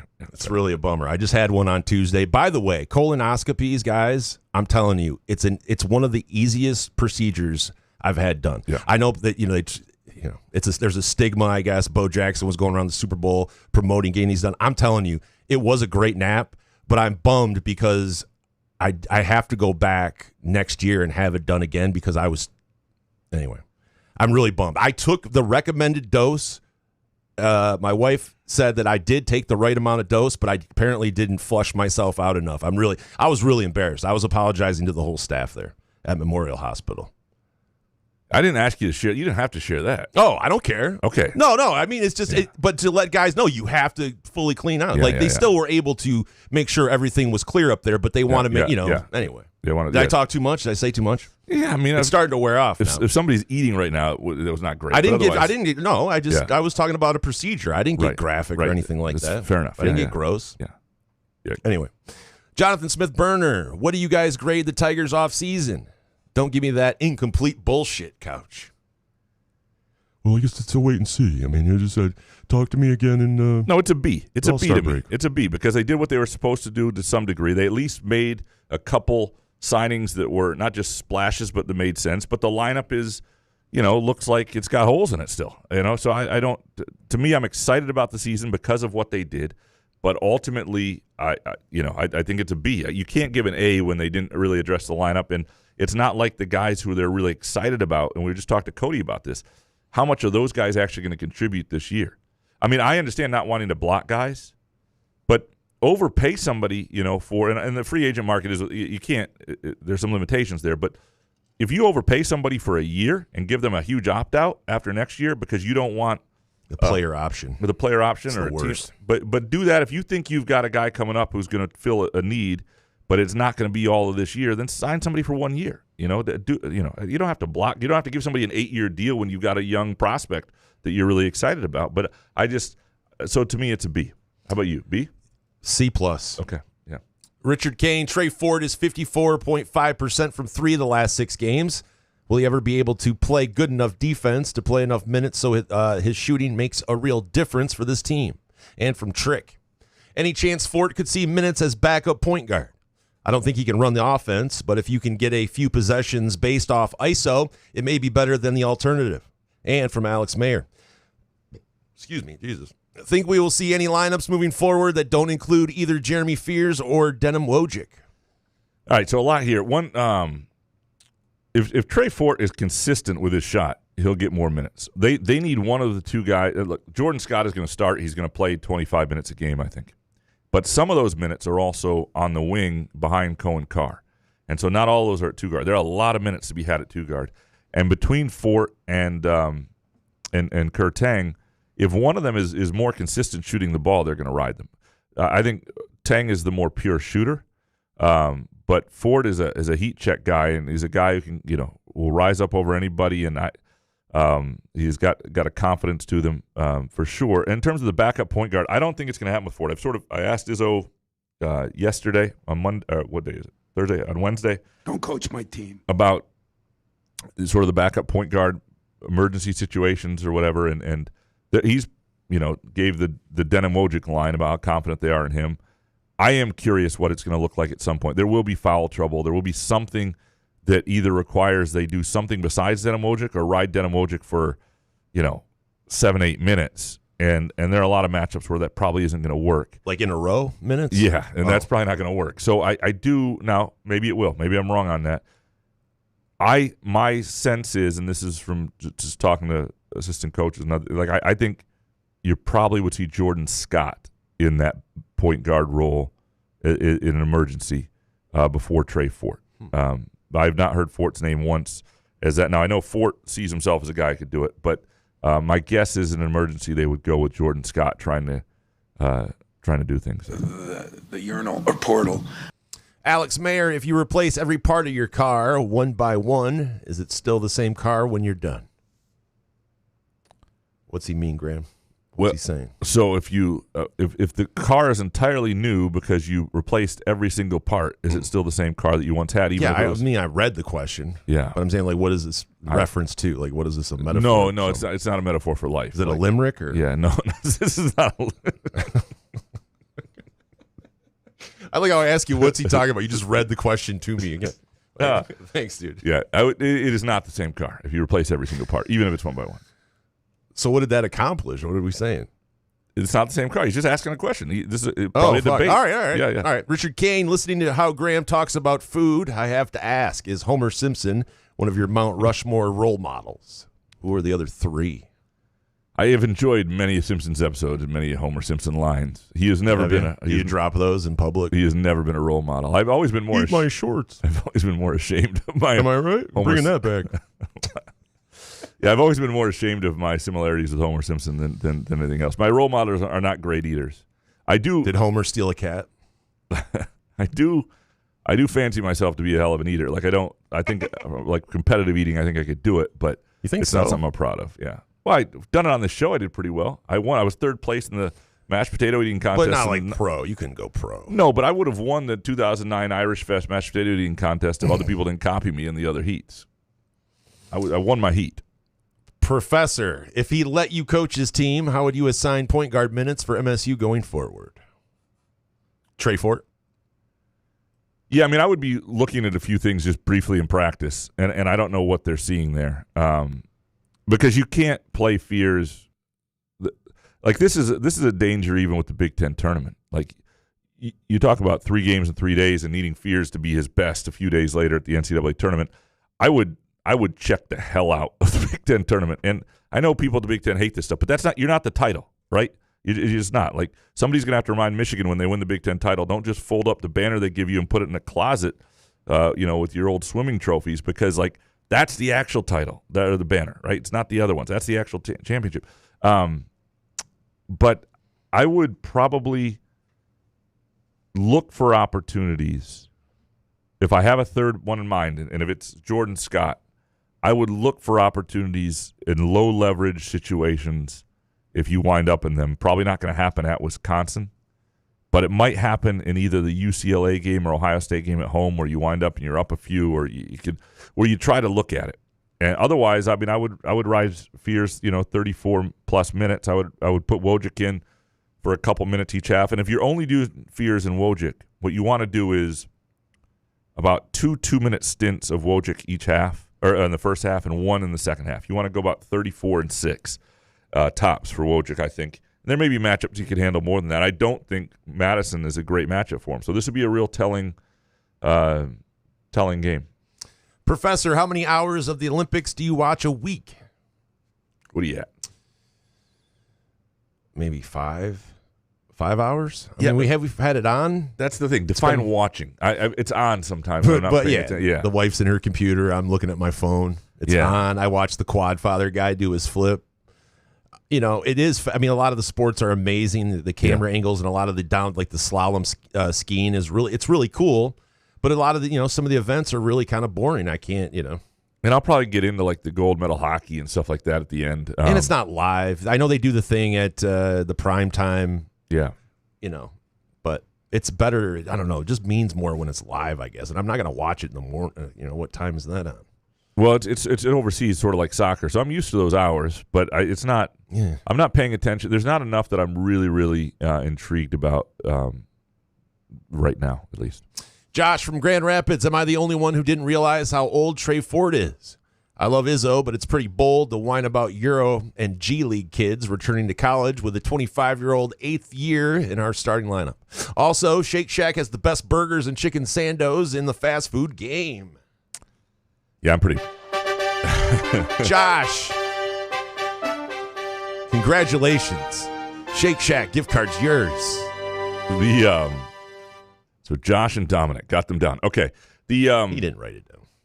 I just wrote it down. I just wrote it down. Like typing as he's saying, and you're not doing it. So offended. Yeah, well, I mean, I was questioning my character there. Anyway. People still waiting on the gift cards from 5 years ago. Halo Sport. Okay. To the point here, though, the difference is Trey Fort is never played professional ball, right? He went from... And he actually played 2 years of junior college ball. And if certain lawsuits have happened, Trey Fort might even have more years available if he wanted to sue for it. I'll be curious what he wants to do, because the argument that junior college doesn't count towards your 2 years is one that people are making and have won successfully, the quarterback right at Vanderbilt. So he did what you're supposed to do. Like, he has a degree. He played 2 years of community college basketball at 2 different schools. And he's never played pro ball, and he was looking for the right opportunity, and I don't know that he's ever really found what he's looking for. And there have been lots of 25-year-olds over time that have played. I mean, Hunter Dickinson and A.J. Hogarth were 24 each by the time they were done. 28. He was Tony Dombrowski. Yeah, well, but even in normal, I mean, those guys, I don't have as much a problem with 25-year-olds still being in college ball if it's legit as I do 20-year-olds counting for Freshman of the Year awards. Like, nobody should be in kindergarten at 7. And if that would be awesome though. He'd dominate for a while, yeah. But yeah, so that's 7 in kindergarten. Yeah, I don't even know how to rip paper yet. Yeah. I don't look. Trey Ford is not the issue in college sports, but I get what you're saying here.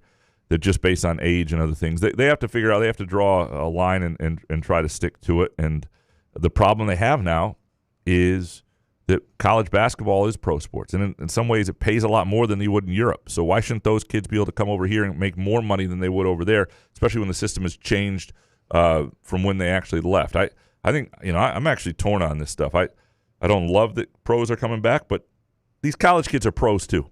And so if they don't want them back, then stop paying the players you have.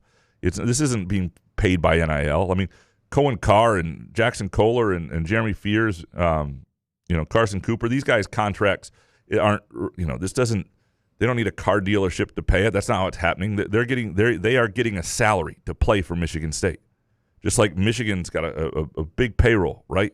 Kentucky, mammoth payroll. These are pros making more than the European guys, and that system changed before these guys left. And so I understand why court cases view this as, a little more murky as well. The Omar Isaiah Betts of Southern Maine next. Are the Dutch speed skaters the hottest Winter Olympians? I thought it was the hot curling moms until I saw Jake Paul's fiance. Damn, dude, keep your pants on. Yeah. I have not seen Omar the Dutch Betts. speed skaters, but hold on, I'll Google them now. Uh-oh. Yeah, hold on. Here goes home. Yeah. Ouch. Uh-oh. Well, they bring up one. I am the passenger. Let's see here. Absolutely. I mean, fucking everybody masturbates. There's one they keep showing. Really this Jutta Leerdam, and she's Sounds right. She's attractive. She's not ugly, and it's a good looking. Oh, she passes the couch test. It's a good looking crew. Congrats. Yeah, which is what everybody Couch wants. would bang you. Lucky her. Yeah, she's all right. The Isaiah Betts of Southern Maine. Did I blow my chance of winning a gift card when held Graham accountable for being a bitch when he hides Groovy Donuts? I agree with cutting them. Hiding them? Not so much. Congrats, Isaiah Betts of Southern Maine. Oh, my God. You win a gift card. The rule is if you ask for one, you get one. Is that when I'm this high? Only. Only when you're this I don't plan on doing this ever again. It's starting to fade, thank God. Yeah. But man, oh man. So the point was the other day is my wife and I cut up Groovy Donuts so we can each have like pieces of 6 of them without eating 6 donuts, right? It's a great way to do it. The hiding part was if you're bringing home donuts and you get a couple extra in a separate bag, you can eat them on the way home and nobody ever knows. And, some of you may have open marriages. Mine is not. Or not open. That's not what I meant. But you know what I mean? I am trying not to look like a raccoon to my wife as much as physically possible. And so this is what I got an open marriage? Is that what you said? That's not what I Tom Lynch, how does the college hockey and I think baseball draft work? Is there any reason basketball couldn't use that system as a framework for something more sustainable than the chaotic transfer mess that continues to unfold? And from G. Quang, what are your thoughts about a proposal to change other sports drafts like hockey? It would prevent yearly transfers, give players time to develop, and force schools to invest in players again. Yeah, is this a specific proposal? Because I searched for something. If there's something out there, I don't know. It's his idea. In terms of changing, like what college hockey and baseball have, right, are very different. In hockey, you get drafted. You have a certain draft year based on age and other things when you can be drafted, and then you can go to college, right? And you're already a draft pick if you want. Some guys get drafted after, anyway, in baseball, it's what you get drafted out of high school, you got to wait 3 years. You could come up with something different, certainly, that made some sense, and maybe that would have an effect. But what you ultimately need is some parameters that are agreed upon in the college game. That's the only way you're going to get there. Tom Lynch, what are your final win-loss record and tourney predictions for MSU?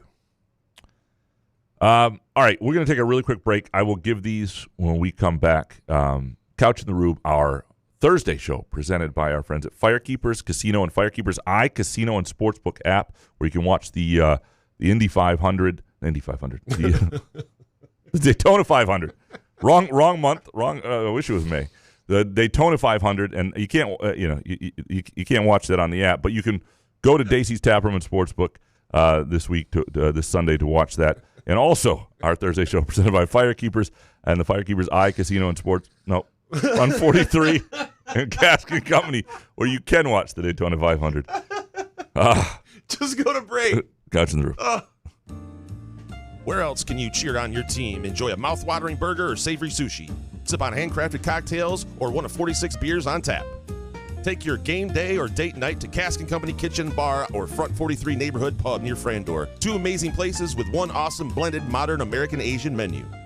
Catch the game on one of 30 60-inch TVs or stop in for the all-you-can-eat lunch buffet. Enjoy happy hour or elevate your night out at Cask & Company or Front 43 on East Saginaw in Lansing.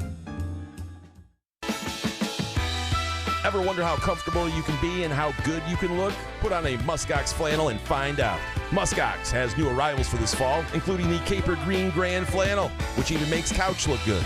Muskox is a Detroit-based flannel company that creates soft and durable flannels made to last a lifetime. They become a great partner with Couch in the Rube, not just because they make us look good and feel good, but because they're good people too, and a socially conscious company. For every $100 purchase, $10 is donated to the Alaska Wildlife Conservation. Muskox flannels are designed with 100% cotton that is ethically sourced and double brushed for softness. Feel the quality and comfort of a Muskox flannel by ordering at GoMuskox.com, where Couch in the Rube listeners can enjoy $15 off their flannel purchase with the promo code HOFF.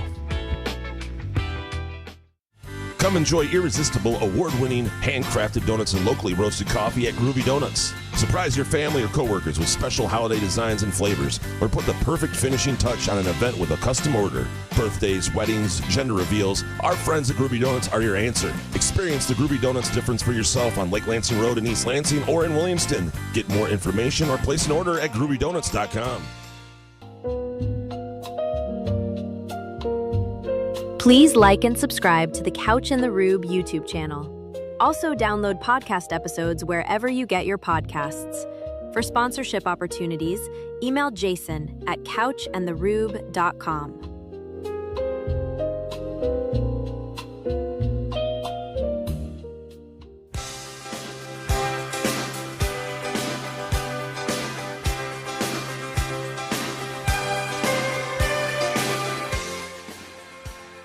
Couch in the Rube, our Thursday show, presented by our friends at Firekeepers Casino and Firekeepers iCasino and Sportsbook app. Download the games, bet the games we're betting, or better yet, bet your own and actually win some money.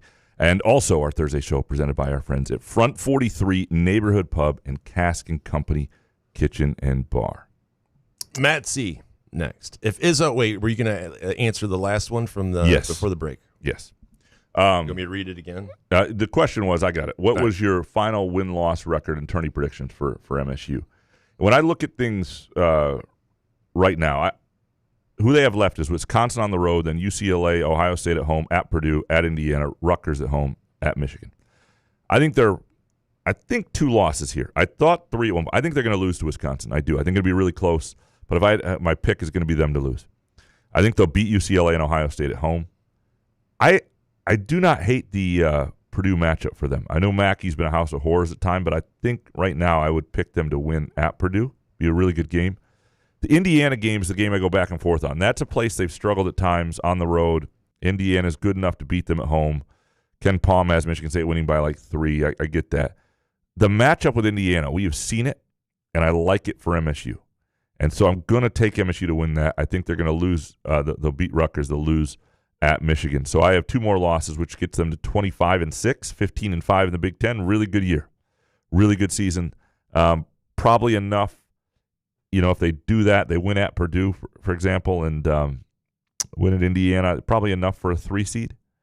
And that would be a good place to be going into the NCAA tournament. Matt C., if Izzo had an unlimited NIL budget, would he pay a player $5 million for 1 more year like Jace? So the other thing you have to know about Izzo is he's a guy who, when he thinks it's time for somebody to go or they've got the great opportunity ahead, he pushes them to do that, right? And so that kind of goes. Yeah, but could he just change that mentality for the rest of the way? Jace would be an interesting case because what he'd done, it wouldn't be like you're bringing in an outside transfer, right? So if you're the other mainstays in the program and you're all being compensated well, and Jace Richardson was getting a lot, I don't know. I don't know what that conversation would have been. I don't think they had the budget for it, and I don't think it was something that was ever discussed in those terms. Now, like this coming up year will be interesting with Jeremy Fears, because Jeremy Fears is not the NBA prospect that Jace Richardson is. He wants to play in the NBA, and I think they'd like to have him for another year at MSU. But people will be trying to poach him. There's no doubt. But because he is an elite All-American point guard, and Michigan State would like to get him for another year, and I don't know what that's going to cost. And they'll have to pay a significant amount to keep him, and I think he'll want to stay probably and be, I think they'll pay him well enough, even if there's somebody who swoops in with a little more, that it makes sense for him to stick around. And I also think one thing Izzo's got going a little bit is everybody looks at him as this guy who doesn't poach talent in terms of like tampering and other things like that. And this guy's been around forever. Like, you listen to other coaches talk about how they revere Izzo. I know a lot of coaches do tamper and they poach talent from other teams. I cannot imagine most coaches trying to do that from Izzo's roster. I just can't. Like, you talk about Izzo and the way he thinks about people who poach talent from his friends' rosters. Can you imagine if somebody came in and took Jeremy Fears from him? What that would look like? And Mick Cronin? I could see him doing he wouldn't do it. Those two are friends. Those two are friends. That's what. But he looks like a guy that would just turn.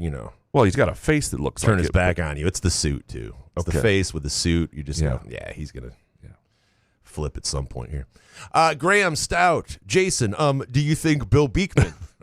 Jason, do you think that Bill Beekman? Jason, do you think Bill Beekman? Jason, do you think that Bill Beekman? Scott, how many minutes can MSU afford to play Dedham against Wisconsin? Boyd and Blackwell are elite guards that will see him and go ISO ball immediately. That's scary for us because that team knows how to hunt and punish mismatches. It's a weird team because they got a great backcourt. But if you look at a lot of their Ken Palm numbers, they're good in certain ways. They rebound okay. They shoot threes, make free throws. They've got bigs who can shoot, but aren't always efficient at it. But they're going to have to play him some, and the hope for Michigan State is that he holds up. I think you play him up to 6 minutes. I think 6 is the maximum. I think you have to look at Fears and think, we'll give you 4 minutes and 2 stints off in the first half, 2-minute stints, and in the second half, in the middle of the half, we're going to get 2 minutes out of Denham Wojcik, and you try and survive him. And this will be a great test for that. I mean, these are things we don't know. They just rode with Jeremy Fears Jr. against Illinois, and I think that's going to be hard to do at that level of minutes down the stretch here. Scott, is Wisconsin a nightmare matchup in the second game of the weekend for a top seed in the NCAA tourney? 2 amazing guards on a 2-day prep against a team that can hit 15 threes in a game. They are projected in the 7 to 10 seed range. I can't imagine a 1 or 2 seed happy to see them in the round of 32. Yeah, I mean, this happens every year. Some years we thought, well, didn't Michigan State look like a nightmare? Usually the 7 to 10 seed teams wind up not being quite good enough. But the difference is they are the quintessential upset team because they're a 3-point shooting team, right? They are a team that is hit, I think it's, 14 or more threes 8 times, and obviously 15 in the win over Michigan, and 16, I think, in the win at Illinois. It might have those reversed. But that makes them incredibly dangerous. You have an elite backcourt, and you can get really hot for 3. That makes them very scary early in the tournament. Izzo's no longer got to go next. Can you explain who puts MSU basketball players in the game at any moment? If Doug Wojcik is responsible then, why is he never called out for horrible combinations on the floor? Why is it always commented as Izzo's substitution pattern? Yeah, well, some of it's a rotation and sort of predetermined, and some of it is Wojcik, and he trusts Wojcik to do it. But Izzo's the head coach. Don't coach and if Izzo wants something different, he can do it, and the buck stops with him. Like, it's Izzo's responsibility. Wojcik, he's always had somebody else who's done it. It was Dwayne Stevens for a long time. Doug Wojcik now. He's always had an assistant who's handled that. And but the buck stops with Izzo. And that stuff's common. The way they determine the rotations is something that they determine together ahead of time. It'll be a cold day in hell before I give up on Cohen Carr. John Jed Keniston next. Hypothetical. You guys are Izzo and his staff. What adjustments and game plan are you prepping for the rematch at Michigan? Well, nothing yet, because I want to see, if you're Michigan State, you want to see what you are as a team by then. Like, I want to see what Jordan Scott does over the next, few weeks. I want to see what Cam Ward is. And so I want to know who I can lean into before I devise a plan. Ultimately, to beat Michigan, you need them not to shoot well, right? That's usually, especially on the road. But I want to know what I've got and who's playing the best basketball at the time, I think, and then you try to figure it out. And some of it's just going to be Fears has got to be great, and guys have to make shots, and Michigan's got to miss. Michigan's just got more talent than people. So if they make shots, Michigan's A game is going to beat just about everybody in the country. T-Bone's dad next. How much do you anticipate Fears' recent on-court incidents, whether you think he's been treated fairly or not, will affect his ability to get votes for Big Ten and All-American recognition? It'll impact it, I think, right? I mean, there will be people who don't. Now, how much of this is a national reputation? How much, who has votes where and for what awards and those sort of things? How much is coaches? How much are committee? How much are the Fears thing went national though, right? I mean, but people don't have the problem. Like, if Fears, people also see how great Fears is playing, and if you're a Michigan fan, for example, or an Illinois fan, maybe you have this sort of emotional trigger that Fears brings up, and you're not going to vote for him, but you're not supposed to have a vote. If you don't have an emotional trigger to Fears, you can see him more for the full picture. By the way, to the question about adjustments with the Michigan game, it's not like Michigan State was right there in the second half. It'll be interesting on the road. But I watched the Michigan State UCLA game last night for the women, and I started to think like Michigan State would, if they played UCLA again, would need to get really creative, almost desperate creative, because the worst thing you can have is when you're trying to guard Lauren Betts, who's this 6'7" All-American center, is a 6'2" person on her, because she's used to dealing with that, right? She's used to being 5 inches taller and better. That's impossible. I used to watch when I covered JUCO basketball in Freeport, Illinois, when I worked there, by the way. Really? Yeah. Sometimes they get these big guys who are D1 prospects, sometimes already signed. There's a guy I covered him, Aaron Spears, played at Illinois, came to Highland Community College, and then went to St. John's. And he would struggle at times with guys who were like 6'4" guarding him, because they hated traditional big guys, hated real smaller guys like on their hips, low center of gravity, quick hands. Like if I was guarding Lauren Betts in the women's matchup, I'd try and find somebody who was a real low center of gravity, who was on her hips, swatting the ball. I'd give her hell that way. I don't know. I do some desperate things. I don't think Michigan State and the men need to do that against Michigan. They need a lot of things. They need some things to go their way.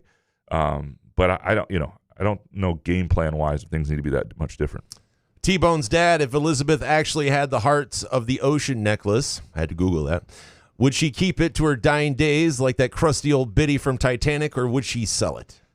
Oh, she wouldn't sell it, I don't think. Is it worth money? Well, not the one she has. The one she has is like a replica. So you're setting somebody up for a real bummer when she bequeaths it. Yeah, yes, right. They're going to get it thinking it's some...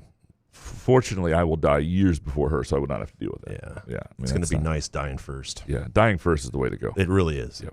Mr. Benjen, the Pistons play on the edge and sometimes over it. Jeremy Fears plays on the edge and sometimes over it. Match made in heaven, yeah? Fears to the Pistons. All right. Yeah. All right, big take. Howard Bailey, how does Fort get more minutes? His defense sucks, yeah, but Tang isn't better and he gets minutes. And for Matty B, was it a mistake to not give Trey Fort more run instead of Wojcik earlier in the season? Is his defense really that much worse? Seems like there would have been more upside in those minutes. Well, I think if you're going to question not playing Trey Fort, it would not be at the point guard. It'd be over other positions. They started him at the beginning of the year, and it just didn't work. So that's the thing you have to remember. Trey Fort was the starting shooting guard. It was his job to lose, and he lost it, right? So that's the thing. Maybe was it Kurt Tang? Trey Fort started for a while. I can't remember if he was the start at the beginning, but he was a starting shooting guard for Michigan State. And if he had played well, that would have been his gig. You can't plan for an injury like that. I think Denim Wojcik is a third point guard, and spot minutes works. I think where there were legitimately, rightfully nerves is when they had Ugochukwu for a while and seemed to be stubbornly just going with Denim Wojcik. And they worked their way out of that. And to their credit, as much as they talked that game, when certain matchups happened, it was Divine Ugochukwu was in there. And so you can't count on, you can't play for injuries. And I do not think they see Trey Fort as a backup point guard in any realm. Matty B, Brad Underwood said there was nothing there with Fears. But on Spartan Speak, you said he said it was a trip. Did he change his tune? And will we get national stories about Aday Mara being dirty or just Fears? Yeah, Underwood was interviewed like a day or two later, and when they were advancing the next game, and he had looked at it again and clearly thought it was a trip. So yeah, he changed his tune on that. He wasn't like aggressively angry about it. He wasn't like saying Fears is dirty or anything like that. He just thought the play was a trip. In the Mara situation is different because it's one-off. If Jeremy Fears did what Mara did and that was it, none of these stories would be out there. Well, I mean, Dusty May have put. I don't think Dusty May would have pushed it. To me, it's the trip on the offensive play against Michigan that sets this all in motion. It's when he kicks the ball out to the wing and trips the guy going to defend the shooter. That's what set this all in motion, and that's different than what Mara did. Howard Bailey, when do we get the wives on the pod? Last show. Yeah, last show ever. Yeah. Just be them. We'll actually do one more extra show that's just them. They won't know we'll be done. Benjen, have any of you put a piece of iceberg lettuce in your PB&J yet, as mentioned a few weeks ago? Have not tried it. Don't really have a desire to. I mean, you just can't do it for him. He's asking you a favor. Okay, I would kill you I'll just do to it put for a piece of lettuce and just report back. I mean, Benjen writes in all the time. You could at least just put a piece of lettuce on it. Look at how annoyed he is by lettuce. I don't like wasted calories. So, for example, and this is seriously, I don't like food that doesn't taste good. I'm not going to waste it. That's why I love Groovy Donuts. Like when you have a Groovy Donut, right? You are not wasting those.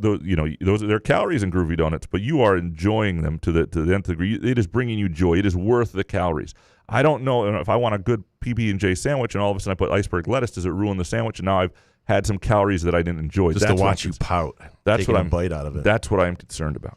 Calories. Steve, have you ever tried curling or luge? Both have spots in Michigan to try the sport. I've never. Have you? No. Yeah, luge I would not do. I mean, I'm good with luge seems like death to me. It looks well, fun. it's like sledding. Yes, faster and more dangerous.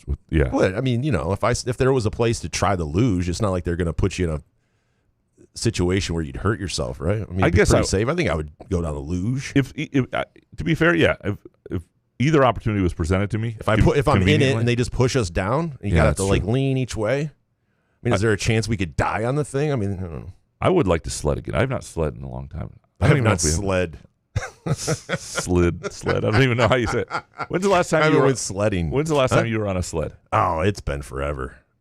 Yeah, 15 years. The only problem with the sled is you got to walk back up the hill. Yeah, but don't they have those things where you just grab a rope and they pull you up? The nicer hills. Oh, then, yeah. It's not like Waverly Hill. Not the Waverly Hill. The Waverly Hill was great. Waverly Hill was scary, especially at night when they had that one side that was just so dark, pitch black, and it was just like all these asshole kids would put jumps at the bottom. Yeah. I was too chicken shit to go down that side. We used to ride our bikes down Waverly Hill because on one side, there was that little path, and we would go one after another, and we had only a couple falls because we weren't smart enough. And Waverly Hill was on the old Waverly Golf Course. People don't know in Lansing, but we were not smart enough when we were like 12 to wait till the person in front of us was all the way down. So the problem was, the path to go down, it was only like a foot wide. So if the person in front of you, we had a couple times where they fell. And now you're already going, and now you've got to veer off into that thick grass on your bike, and it was a disaster. We didn't wear helmets. You're annoyed at your friend for falling. Yeah, we didn't even wear helmets back then because it was more dangerous. I've said this, helmets became a thing that everybody wore late 90s. That if you wore a bike helmet when we were growing up in the 80s and early 90s, it was more dangerous for your health. Call you the F word. You're more likely to get your ass kicked in middle school than if you fell off a bike. I think it was more dangerous to wear a helmet. Yeah. Parker Weiss next. Bazooka to the head. Each of you have to pick a Winter Olympics event to compete in. What would it be? Let's say you just have to complete one run, race, game, etc., without quitting or being disqualified. I got big thighs. I think I would have been a good speed skater. That would have been Bazooka time. What about you? I like curling. Yeah, I would definitely try the curling. Like my inner bro wants to say that I was snowboarding or one of those sports where you go down in the hills. No. Speed skating jumps. Yeah. It would be fun to do those jumps because chicks dig that stuff. How many curling fans are, that are ladies? But I would never have the balls to do it. So it's just, I would be a curling guy. It sounds like your motivation is all wrong too. I'm just saying. If you're young enough to be, good at that sport, right? Thinking about one thing at that time. Yeah. Parker Weiss, what is something that has really been grinding your gears lately that you haven't mentioned on the show already? Jason, you first. Graham is going to be obscure and only relatable to him. I know it. Potential new weekly segment sponsored by Tom Izzo. I mean, what grinds my gears, we had a plumber come to the house today, and the contractor guy, I love you contractor guys, but man, they're never on time. And I know Couch, because Couch is never on time, so he's probably going to defend this. It just annoys me, and it grinds my gears when you're sitting there and they tell you Thursday at 9 a.m., and you're ready at 9 a.m. and they're like, he's running behind. It's the first call of the day. How are you running behind?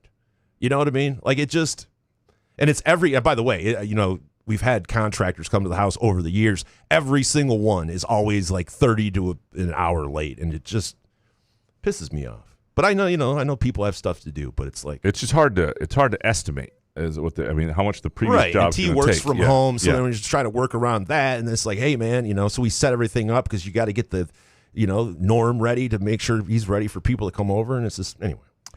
Yeah, mine is very small in first world. I don't like on Peacock right now that on the app they've got the Olympic rings, because I keep Peacock? it looks way too much like the NBC app, and I keep clicking on the wrong one. That's the extent of my life is really good right now. It's hard for me to complain about things, but I keep clicking on the wrong app, and so that's really all. It's not the 25 cent per bet tax that Big Gretch wants to throw down. I can always go off book if I need to. Dude, it's might have to get your guy at Panera. Yeah. Tim, do MSU fans think their roster is there because East Lansing is so beautiful? Because all they seem to think that they're playing for free. The decision out of high school or out of the portal is the exact same. Money, coach, program, path to the NBA, playing time. Clutch your pearls while Dusty laps Izzo. I don't think anybody thinks they're there for free. Some are there. Clutch your pearls. Some are there because of Izzo still. I mean, he has cachet and the program and the culture of it, and they've stuck around for that, and that's helped them be. They're willing to take competitive amounts. Like, here would be my question: how many of the guys on this is where there might be a difference. I would wonder how many of the guys on Michigan's roster, Michigan paid them the top offer they had. I would bet not talking about Michigan. I would bet that it's probably more than at MSU, where I think they're competitive guys want to stick. They're not underpaid, but they're and I know some of the guys coming in, even freshmen at Michigan State, have guys who had slightly higher offers elsewhere, and it's not they're coming in for free. It's not they're not getting paid. So that would be the difference, right? And that would be a fair distinction. Whether Dusty laps Izzo, first of all, we'll see if Dusty stays at Michigan. But the other thing is, and because the NBA could be out there, who knows? What he's doing is very hard to do, and it's impressive. It's really impressive this year. But it's hard to do year over year. And we've seen that at Illinois. And so I'll be curious to see when you have to rebuild a roster. Now, he's also recruiting decently and recruiting certain high school kids right now. So this may just be what he feels needs to be done in the short term. We'll see how the money changes as the House is the House settlement takes effect more, and is basketball something that gets squeezed a little bit for places like Michigan and Michigan State and other Big Ten schools. We'll see how it all looks, but I think there is a little bit of a distinction there in how those two rosters are built in terms of what whether somebody was the most money or not. But I don't know that for sure. But that would be the argument. But nobody thinks East Lansing's the reason. I mean, fuck, I live in Lansing myself because I don't want to live in East Lansing, right? Couch on fire after last night's escape against Northwestern. Any chance Michigan doesn't win the Big Ten regular season? No, because Couch will jinx whatever next time Michigan plays. I was just talking to Chris Solari about Michigan's not going to get past this game. Well, so where's Michigan going to – I mean, again, if you're going to lose to Northwestern when it's essentially a home court, which they had as many fans as they do at Chris Chrysler. Collins, did he look like he wanted to just give up? Man. He's like, what the fuck? How am I supposed to do this? So they're UCLA, they're at Purdue, which, I think they're physically going to be too much for Purdue, but you could see that being a loss. And then obviously at Illinois. And so you can see, so to not get a share, they would have to, I don't think they're going to lose at Iowa.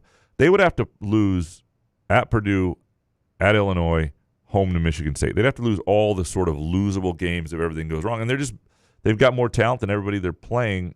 Illinois the closest, I think. And so I'll be surprised if they now if you look at Ken Palm's predictions, they're predicted to beat Purdue by 2. They're predicted to beat Illinois by 1.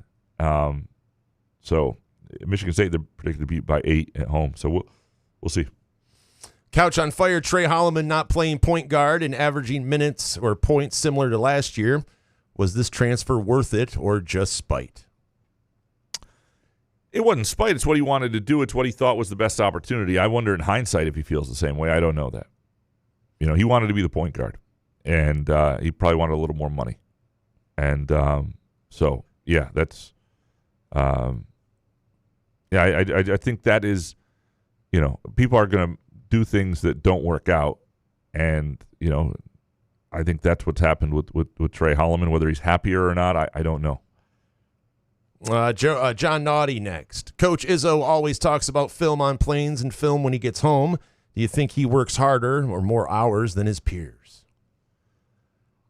I think he works harder than some of his peers. And I mean, I've covered other coaches. I know, some guys don't grind the way he has. He has outworked people. That's the part of the way he's gotten to where he is. I think there are others who work like he does, though. I don't think it's exclusive to Izzo. So, but I think that is one of his strengths. John, Coach Izzo, blah blah blah. Where would this team be had both Jace and Trey Holloman stayed? Ooh, Natty. Yeah, I mean, second Natty for sure. It would have been interesting because obviously Jace too, probably. The Jace was the key, and in some ways it would have been better with just Jace because you want Jordan Scott to emerge. And I'm not saying Trey Holloman wasn't valuable, but Jace Richardson would have put this team up at the very top, and they would have been in that. And they still have a chance to beat those teams, but they would have been there where you looked at them the way people are looking at Arizona, Duke, and Michigan for sure. Because you would have just had the one thing this team doesn't have: a bucket getter, a proven bucket getter, an elite scorer, an efficient player, a guy who can also run the point. Like, there'd be your backup point guard too. I mean, so imagine that. Like, you go from Jeremy Fears, your backup point guard is Chase Richardson. That's a pretty damn good place to be. Scotty Green's El Camino. Let's say the MSU hockey team goes on to win the Natty. See parallels with Izzo's start as the basketball coach. Any chance Nightingale is a lifer at MSU? I don't know. I mean, he's young, so do you want to do 20 more years doing what you're doing? Does he want to go to the NHL? I mean, is that like a dream of his? I do think that he will be tempted there. Izzo was tempted there. Why wouldn't you want to be Ron Mason, though?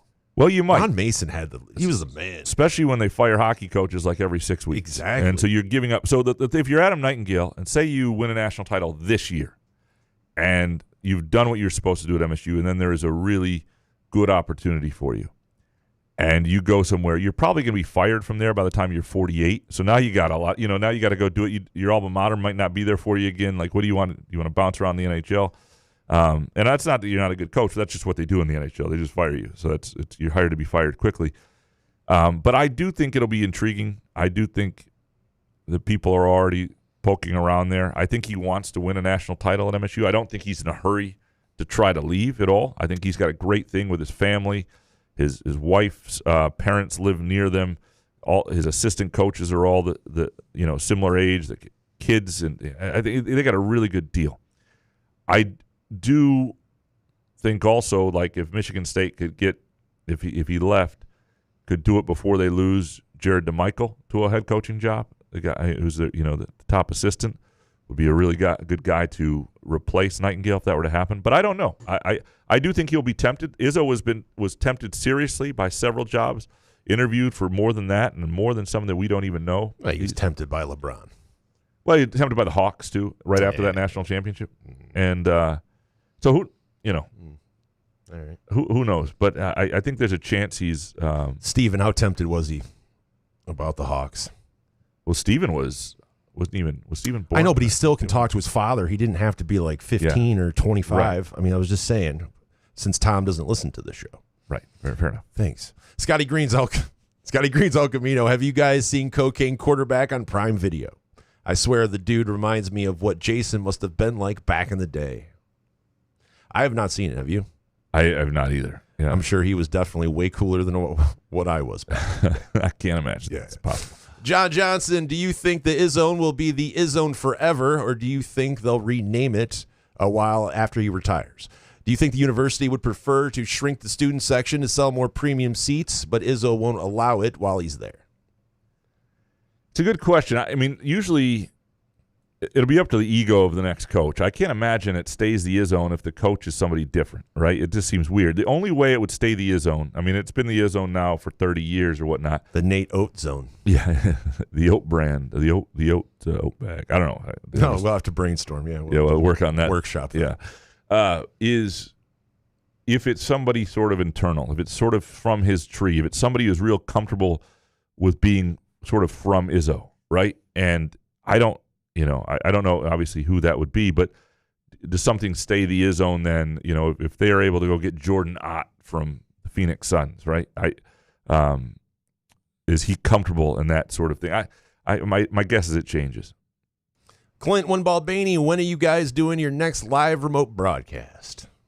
Not sure yet. We retired from doing that. Yeah. So we're not saying it'll never happen again, but we don't have one in the works right now. I know we have done It's not going to happen again. Before March Madness. Jason does not like them. You want to come out to the Midnight Tavern, Clint? We'll hang.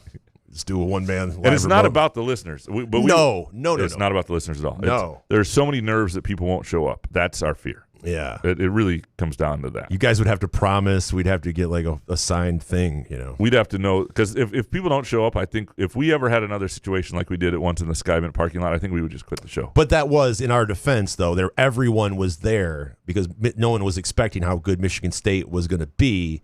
Right. So there was everybody. We were at Skymint at the corner in the back, and the weather sucked. And there was the day that there were like 3 other tailgates. ESPN, Fox, and Barstool all had big tailgates on campus, and we were not. It was. I tried to convince them that I was like, this is not. And then Couch had a great idea, like, vote for what story you want Jason to tell in a parking lot with a fucking microphone. I saw what you were doing. We have had some great ones. We really enjoyed the Midtown Brewing Company's ones we've had. Yeah. We loved it at Firekeepers. We've had good deals at Front 43 and Cask & Company. It's our anxiety. Sorry, it is that we would have to know it was going to go well. Clint, will MSU finally go back to the stunt 4-3, or do defenses of today need to have 5 defensive backs due to more passing attack offenses? I haven't talked to Fitzgerald or Rossi or any. I mean, I don't know what's going to change.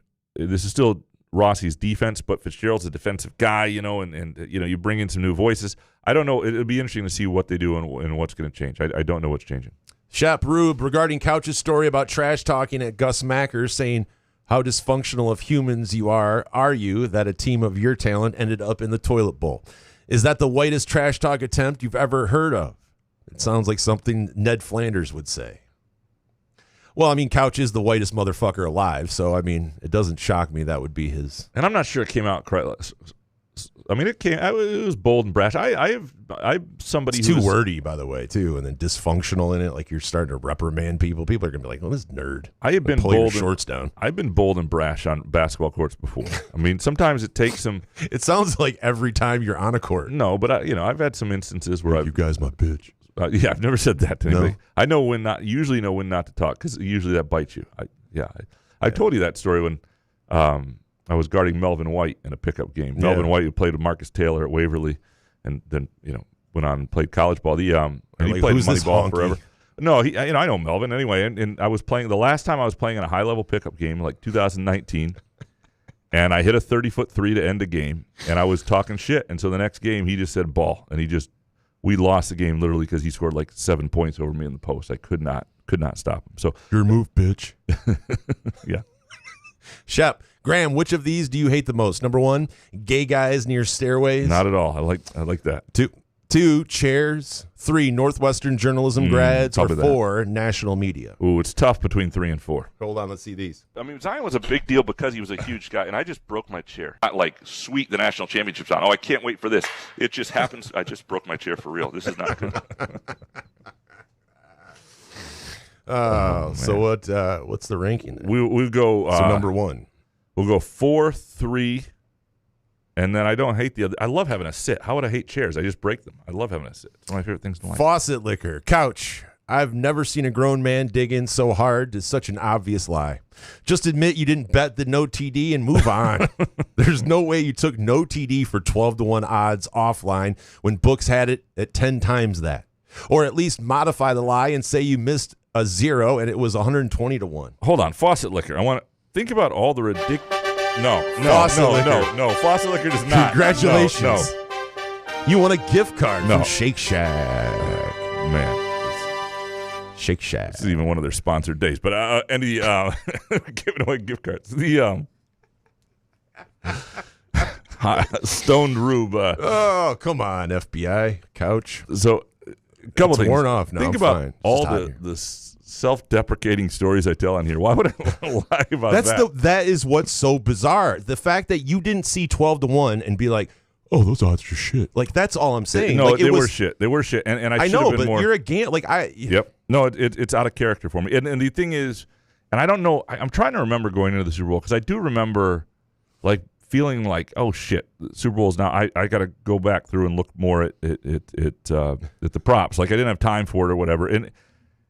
But I was curious why I got those odds, and the odds I don't know if they were better. I don't know if there was an offer on that site for no touchdown, but what there was under 1, and under 1 was the push, and I think that's why 1 was a push, and I think that's why it was that. I don't know. That's all I can say. I'm not gonna I've done this before. I wouldn't create this whole story out of a lie. I'm just a moron, is what it is. That's all it is. So bizarre. Fart soup. Jason, what makes you more depressed? Thinking about the Lions losing the 2023 NFC Championship game? Thinking about John Daly staring through your soul after yelling chocolate milk? Or thinking about how you have to show up to this studio 3 days a week to do a show with Couch? 3 days? When have we done 3 days? Next week, maybe. Oh, yeah, we have to do one at some point. Yeah. It's definitely the 2023, the NFC. Yeah. I think that's got. I didn't even do the show. I couldn't do the show the next day. That's how bad it was. You know what? The Seahawks made that almost worse because the Seahawks last year were the team like the Lions the year before, 2023 and 2022. Everything makes it worse. Yeah, the Seahawks were like the team that last year almost made the playoffs, were really good. This year had their moment. Nobody thought it was going to be them. I thought you guys are supposed to be friends, like Fart Soup and you. Like, what is? Yeah, sorry. What's the worst days in your life, Fart Soup? Thanks, man. Jesus. I'm just kidding. Upper Deck Jerk Guy, have you seen any other short handshakes lately? I've not. No. I keep an eye on them anytime I think is Solari and Rico Beard. How long does that handshake take? Yes, Solari. Does Rico walk by you guys, or does he? I don't know. Solari and Rico have any beef. I talk to Rico all the time. I like Rico. Yeah, I don't know. Oh, you flipped then. Whoa! When did I have beef with Rico? Oh, I thought you didn't like Rico. I like Rico now. I like Rico. I've always liked Rico. Like a while ago, you asked me about when I did Spartan Beat. I was like, Rico was, and we were like, yeah. This was years ago before the whole thing happened where you didn't mention my name. When the Valeni mentioned our podcast, they called it the Graham Couch Podcast. Well, that happens sometimes. Fuck that. Yeah, Rico knows who I am, motherfucker. All right, and finally, Upper Deck Jerk Guy. If you eat too many Groovy Donuts and Shake Shack burgers, will you need to buy more Muskox flannels, or will they hook your fat ass up? This is the sponsor plan. It's all about things that fit together. It's about synergy, right? You get Groovy Donuts, you get Shake Shack, and the Muskox. Upper Deck Jerk Guy, Shake Shack. Last question, gift card. Congrats, man. You are a beautiful man. I'm glad we made it through today's show. I was worried. Me too. I was worried. You and me both. We appreciate all of you. I apologize for producing our show as always. We appreciate Cody Stavenhagen from The Athletic for all the knowledge on the Tigers. Really enjoyed that conversation. And of course, we appreciate Groovy Donuts. And get your orders in for Fat Tuesday. Get your orders in for Valentine's Day. Swing on by this weekend, 7 a.m. to 1 p.m. this Friday through Sunday. Either location, Lake Lansing Road in East Lansing and also in Williamston. We appreciate Front 43 and Cask & Company. Great place for a date night. Great place just to chill with a friend. Post up at a bar and post up at the bar and watch some games, whatever it might be. And of course, Firekeepers Casino and Firekeepers iCasino and Sportsbook app. And if you want to watch and take part in the Daytona 500 festivities, you can do so this Sunday at Dacey's Taproom and Sportsbook off I-94 in Battle Creek. Good show, man. Yeah, man. We'll talk to you Monday. Couch in the Rube.